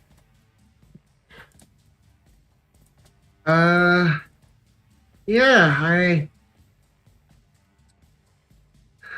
guess that's my turn. Let me make a concentration check for this guy. Oh yeah, because he just get blasted. Oh, he failed. Let's go. All right. He failed. Who's up? It'd be Teo. It's your turn. So what is the Dow doing? The Dow is there. Basically looks at you and does that suffice? May I return now, or do you need my services more? I'll tell him to get back into the pot for now, and I'll take the pot and put it back in my bag of holding. And then the next question is, I assume that meant that there was a target of opportunity on a platform below me? Well, it's just the ground. The main floor is below you. I see. How far is it from where I am to the main floor? It's a 50-foot drop.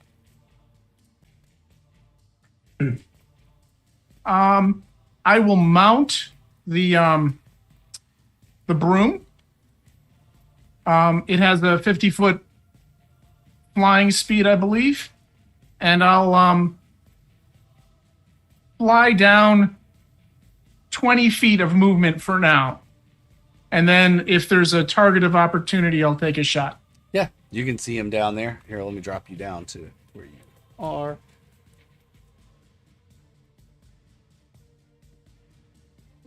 There you go.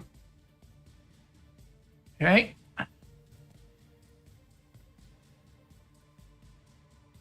Oh, he's like right there. Yes. Well, steady aim. And like crossbow shot. Peekaboo, mofo. Exactly. Yeah. And dissipates him. The portal snaps shut, severing another head off of Tiamat. Never fully formed, never fully out. It looks like you guys may have the upper hand here. As I'm going to call out, nice shot, Tao. Same to you. Thanks for not taking me out. Look, I'm trying. The magical energy seems to begin to fade from these two mages. They just cannot hold this portal open alone. The portal starts shaking violently. Owen. Help get me as close as you can to somebody to attack. I don't know. Let me at him. Let me at him. I don't know where to go from here. Put him up. Well, you're on. Oh, Come here. You're kind of on this platform. Is kind of where you were. So, Okay. closest you could get is probably right here. All right. Where you see the scene. First time I'm actually seeing her. Yeah, it's the first time you're actually seeing what's left. How many heads are left? There's three, yeah. It's like, she's the largest size that a creature could be in D&D. I kind of expected she'd still be bigger. Yeah, I was thinking like that, you know? Yeah, that was kind of what I was expecting as well. Kind of makes more sense.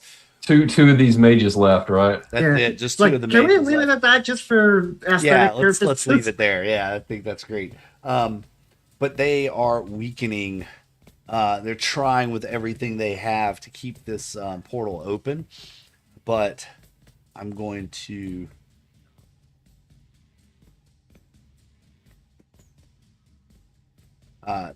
this guy over here, he fails his concentration as he's trying with all his might, and the sight of one of the heads getting severed just is too much for him, and it breaks it. When that happens, the portal begins a full collapse. These two mages are pulled from the magical tether of the portal straight into Tiamat, into what's left of Tiamat. The heads lash out, chomp, chomp. These two guys are gone. well, sucks to be them. And the portal dissipates, and no more Tiamat. Congratulations, you did not have to fight her. Almost. Almost had to fight her. If my turn had come around again and there were any heads left, I wasn't gonna get any mages. I was gonna start shooting with those arrows of dragon slaying that I had still. Yeah. Okay. Hey, with that, the Drackhorn stops, and the ritual has been interrupted. You all are in possession of the dragon mask. Let me just run through these real quick. Make sure that we've checked all the boxes. A startling silence, I will imagine, when the horn stops. Ears probably still ringing a bit. It's no different to me. I can't hear anything anyway. Right. Oh yeah, is Teo gonna get his hearing back? In an hour. Okay. Probably find a healer up, but we'll also go back.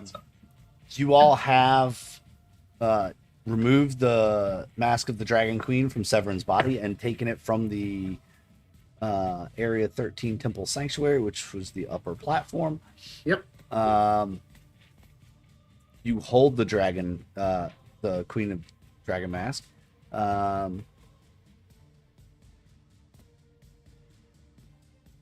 That hasn't happened yet. Some of the prisoners may have been sacrificed. You don't know. I assume that this was where they would be sacrificed, but okay. But is this like a door leading outside? It looks like it. This up here. Mm-hmm. It is. Okay. Yeah. There's a couple of things that still haven't happened, so we're not quite done yet. I see. Thought you might. Garrett will try to reconvene with everyone, Yeah. wondering aloud if it's really open. There's still a war waging outside this volcano. Do we have we got the mask secured, or is it still laying on the platform? Trey put it in his bag of holding. Oh, whether that's that counts as right. secured or not, I'm not sure. Well, it's secured as anything is with Teo. Yeah. Indeed. We turn around and Teo's like putting it on. You No. feel the ground beneath your feet begin to shake and rumble. You hear stone cracking above you. I think now's the time to leave. Yeah, probably. Do you think we should go through that? Is what's probably a tunnel, or just fly straight up out of here? I think we should go this way because if something like if the ceiling above us is crumbling, we do not want to be hit by falling debris. That's why I don't want to go into a tunnel. I suppose that's fair. Like, Think of can I Rusty. see light outside? How long is this tunnel here? What, to the doorway, or? Like, how long? Once we are in the doorway, how long till we're outside? Oh, outside the complex, the mountain complex? Yeah. That puts you back into the tunnel complex. Oh, I see. So then you have to make your way out of there. We're in the belly of the volcano. There's in that case, I think we should just go up. Fly out the crater. Yeah, Yeah. precisely. You might get chased by some dragons, but Jared, can you grab Krusty? yeah. Carol, grab Krusty. All right. One last ride, Krusty. Up you go, back to the outdoors of... And see, it did not save, did it? Grr.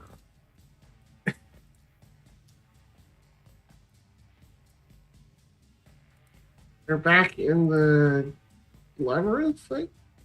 No, you're... This is where we were at before. Okay. It just saved our position from before. Here, go where Doggo Do we need is. to go? Do we need to go toward Doggo? Yeah, go to where Doggo is. Because that's the center of the temple where you would escape. So we're flying. That's where we're flying out of the crater from. Yeah, you're flying out of the crater from there. Okay. There are still hundreds of dragons in the air, a great battle raging on the ground. The temple begins to shatter. The crater begins to just implode upon itself, crumbling just as you clear the rim. And the battle stops for a moment, and everyone just turns and kind of stares at the mountain collapsing upon itself. And in the sky from above, you see an enormous silver dragon break through the clouds, larger than any dragon you've ever seen. Probably about the size of, well, Tiamat that you just saw down in the well. And the voice bellows out across the battleland. Everyone stops. Your queen has been dispatched. I suggest you two should leave this area and never return, for Tiamat is banished forever to the 9 hells, thanks to my follower Dinar and his band of heroes.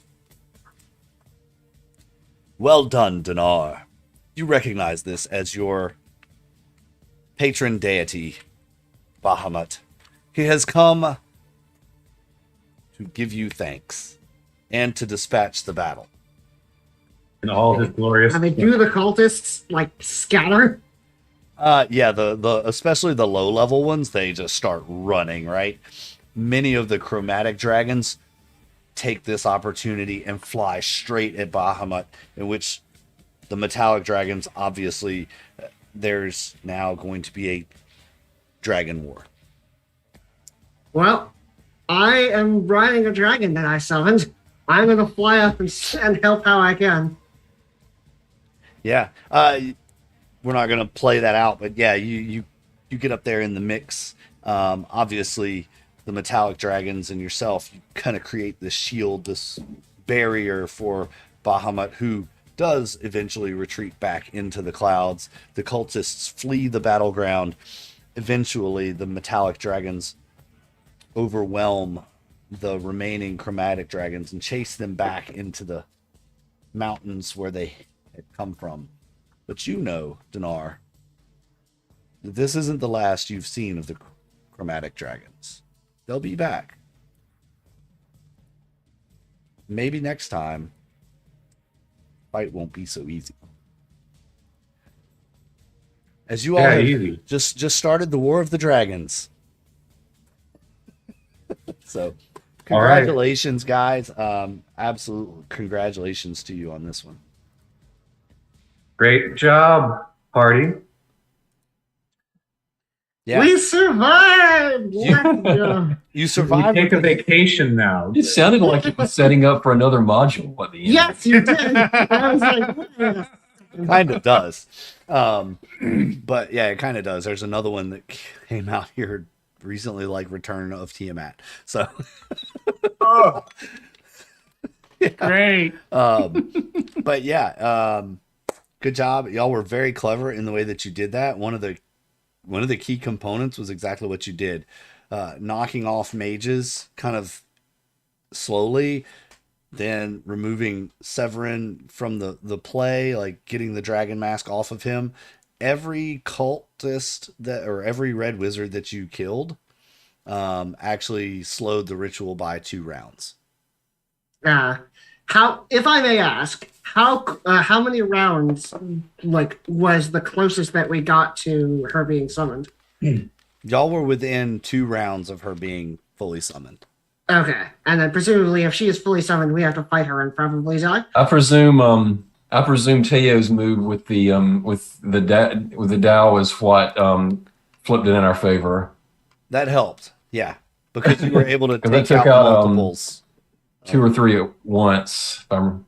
Yeah, and yeah. Once they get under a certain number of red wizards doing the ritual, obviously it gets harder for them to maintain the ritual. So yeah, I'm just so guessing you know, I'm guessing there was checks involved in that. Mm-hmm. Tiamat has over 600 hit points. Oh yeah, Tiamat is terrifying. Yeah, as is design. Yeah, I mean, like I say, when those two were left, if that had gone one more round, no way I was going to get to them anywhere sooner than 4 or 5 rounds. I was just going to start taking pot shots with the arrows of dragon slaying at Tiamat's heads. Yeah, I'm surprised that Yes. that you didn't do that. Actually, Dinar, I thought for sure that when you saw the final heads out there, you would have started attacking Tiamat. But Yeah, I would say that Dinar would have stuck to the plan. That like Probably. maybe I wouldn't have dodged, but my understanding was that like Tiamat wasn't really there, and this was like an illusion. But like I definitely understood that the focus was we have to kill the summoners. Right. And I mean, Dinar being, I think, lawful, right? Yeah. Lawful good. Very much a stick to the plan kind of a personality Yeah. involved in that. Yep. The other thing is almost all of my spells require concentration, and I was concentrating on a 6-level spell that was really making the difference. Yeah. So like I couldn't have dropped that to set up Spirit Guardians, for example.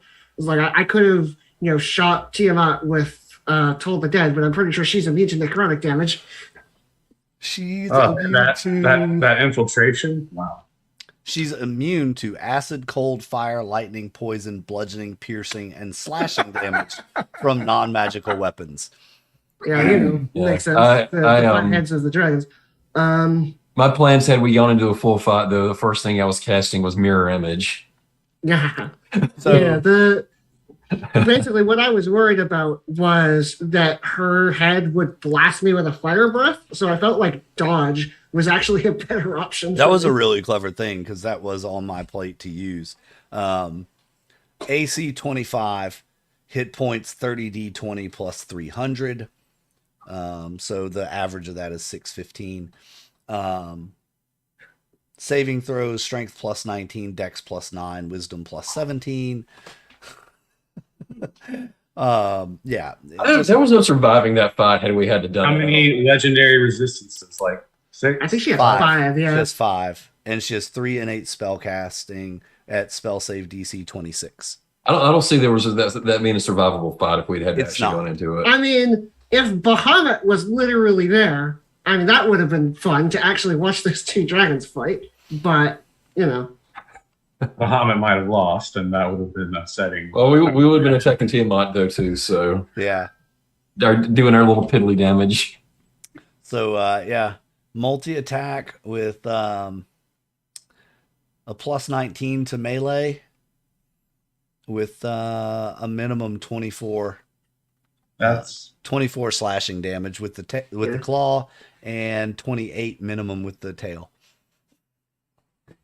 dodging that's I gonna also had a couple of reactions in my sleeve if my column had come down. I had Misty Escape, but I also had Tomb of Levistus had I actually crashed to the ground and taken damage. Yep. Ooh. Well, Garo has earned himself some tasty confections from the nearest bakery. Oh, just so you know, she has multi-attack also when each head gets an attack. yeah. I mean, she is CR 30. I mean, isn't each head essentially an independent dragon of that size, of that color? Yep. So just think that, pretty much every turn, breath weapon from each head could pretty much do you in. You can pretty much wipe the party, basically. Yeah, it's a TPK. It is. This is an unsurvivable fight for, I mean, just one breath weapon from her is a DC 27 save, and it's, like the black acid is 15d8 acid damage. And it's probably only half damage save, isn't it? Yeah. Yeah. And then if it were the blue lightning head, it's 16d10. And literally, there's only a single stat that I could even make a save of that level in, and it's charisma. Yeah. See, so Garrow would have been glad to handle the poison head if there is one, if that's green, I guess. yeah, green would have been 22d6 poison damage. Garrow could have taken that because he is immune to poison. Yes, he is. But that's just one head. Fire. Well, what I would say is if we had to go toe to toe to Tiamat, our best offensive weapon was running away.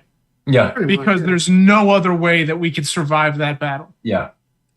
Yeah, I don't know. Garrow probably would have wanted to fight, but luckily we avoided. Garrett might have won the fight against one head, and then the rest of them would have killed him. Probably. Well, what a story that would have made. 26d6 fire damage. Wow. That's a lot of D6. Very spicy. Let's just see if that. Let's just see. 26d6.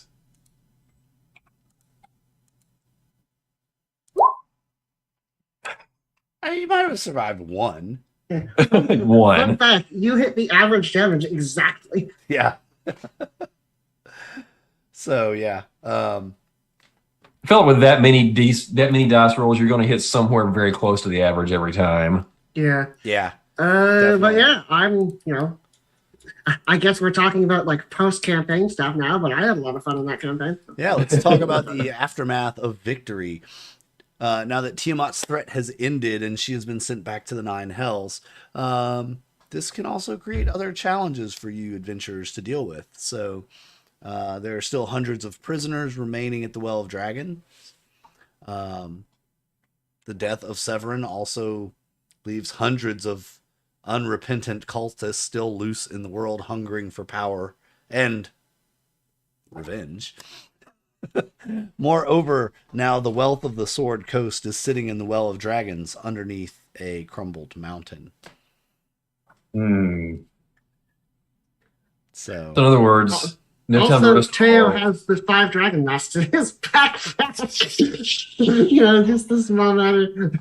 Even I'm just thinking that none of those really sound like Garrow problems. He's ready to he's ready to retire to that hunting lodge for a while. Yeah, I suppose that's the question. Is like, would the party stay together after this?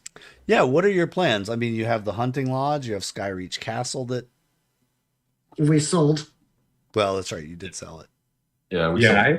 Garrow kind of liked the idea of retiring to that cabin for a while, or at least using it as a vacation home. I think Owen would like to spend a little time in the woods for a bit. It'd be fun for us to hang out there for a while and just have a relaxing time for once together. Nice. And I could pray. And Teo could gather all those tapestries up for sale. Exactly. For sale, I've just got to get a couple of more bags of holding, and I'm good. Yes. Yeah, you mean add all those tapestries to our tapestry collection? In fact, what I would be doing is working on that traveling salesman trunk that I saw that had the pocket dimension inside. Though I had a feeling that any of us would get a deep discount pretty much anywhere we go in Waterdeep now.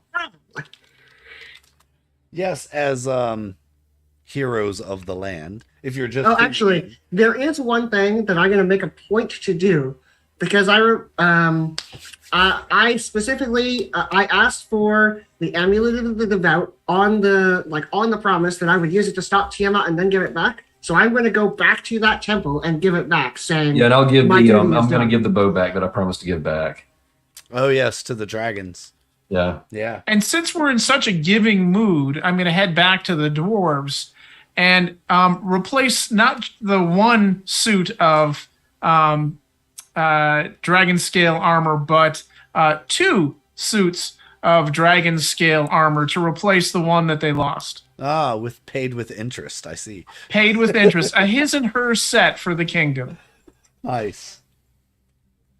How about Garrow? He's just gonna fade off and Well, he'll probably, try and keep in touch with everyone, but he can travel around on his own, flying wherever he wants. He'll probably do a little bit of wandering and just relaxing.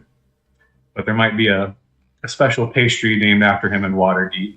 Oh, I'm sure. The bugbear claw. I love it. It's got some kind of some sort of jam incorporated into it. That's also a new martial move that Master Leeson has introduced in his in his teachings. Is the bugbear claw? It's that particular attack where you pop your shoulder out of joint to feign your enemy into thinking you're injured, and then you come back with a critical strike with the other hand. It is, yep. Pastry shops all over the land are going to start carrying the bugbear claw now. Hard to pull off the move, but not hard to eat the pastry. Indeed. After a couple of months, you might be traveling through the Sword Coast, and you might even see a sign with a familiar bugbear face on it, eating a pastry. All right. Before the party breaks up, I'll make sure to distribute 2 of the little slips of paper to each player. The little slips of paper were the pieces of paper that were used from the shop to let patrons know when their order was ready for pickup.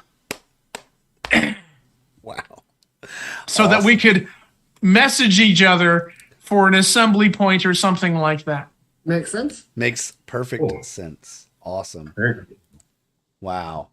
I have to say this campaign has been a lot of fun. It's been also challenging at times, as we have had to go through quite a bit of travel in the first module.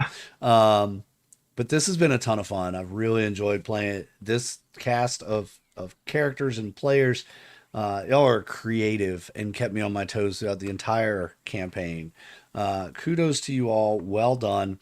By the way, you also are all now level 15 from all that. So you level jumped a few there. Congratulations on that. Keep that up. Go ahead, update. You never know. You might have to come back and thwart Tiamat one more time. You never know. But all right. I am curious about one thing. What does Teo do with the dragon mask? The mask of the Dragon Queen? Yeah, that is kind of the mystery, isn't it? I'm kind of curious. Yeah, I don't know that I have a definitive plan yet. The catch here is that it is too powerful a device to leave just floating around all of the components in one group's hands. So I'm reluctant to say, turn it over to the dragons. I was thinking that Bahamut was in the air, I would try to return it directly to Bahamut and let Bahamut deal with the mask, because I thought that would be a good way of closing up that circle nicely. But now that it still exists, that is a good question, one that Teo will take quite a bit of time to ponder. I know there will be a lot of forces asking about it and such, and I am going to try to do my absolute best when it comes to deception rolls.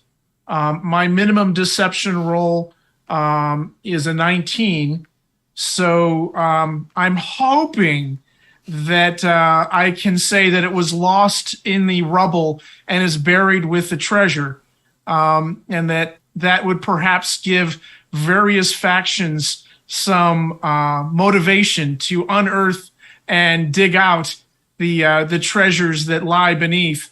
And perhaps the Drakhorn is something else that needs to be taken care of in some fashion or another.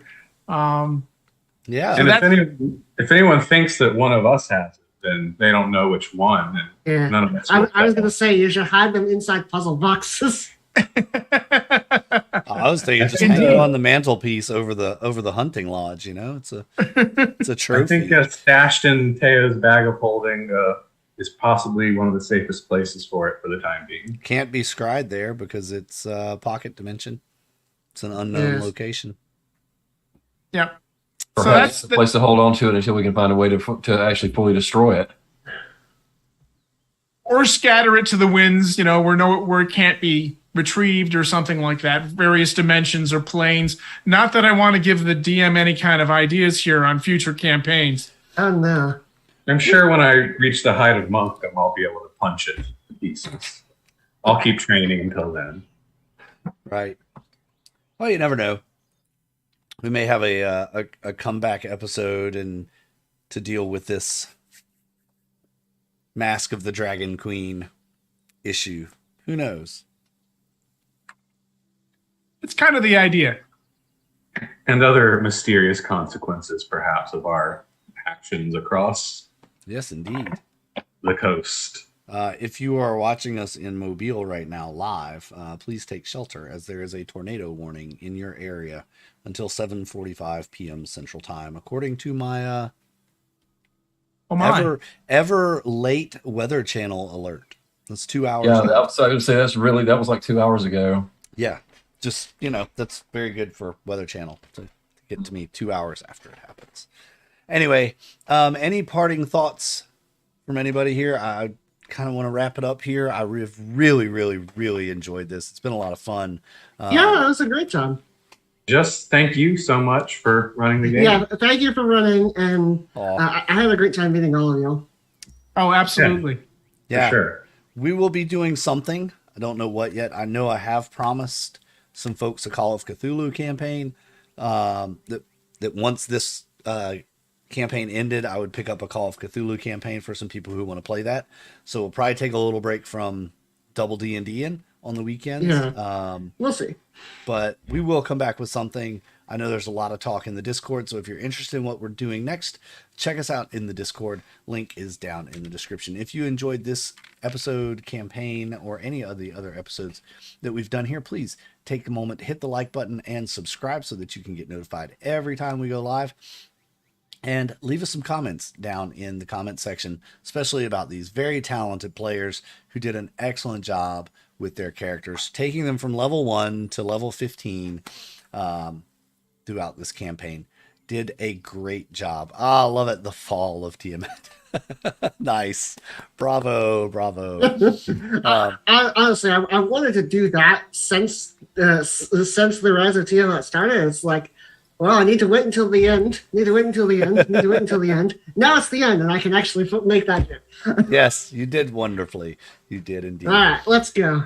Yes, indeed. Well, thanks, folks, for tuning in tonight, and thanks to our Patreon supporters, Aaron, Nathan, and Lord Thorin. Sorry, I've just completely mind blanked there. 4 hours of gaming kind of sometimes makes you go bleh in your brain. So, but thank you so much to our Patreon supporters for continuing your support of us, and also to our October subscribers. That didn't do right. Put us back over here to the cameras page. So to Nutjob, Macaw, and Sonnet Ireland. Thank you so much. Check out our merch store for all of our merch. It's pretty cool stuff. I bought some. I wear it around, especially our Adventures of K-Cell, our Delta Green campaign stuff. So stay tuned, folks. There will be more for us in the near future. But until next time, we are the United Adventure Company. This has been the Rise and Fall of Tiamat. This is your cast. Owen, played by Shrike. Dinar, played by Smug. Teo, played by Diamond. And Garrow, played by Sam. Thank you all so much for joining us. Until next time, stay out of our dungeons. Good night, everybody.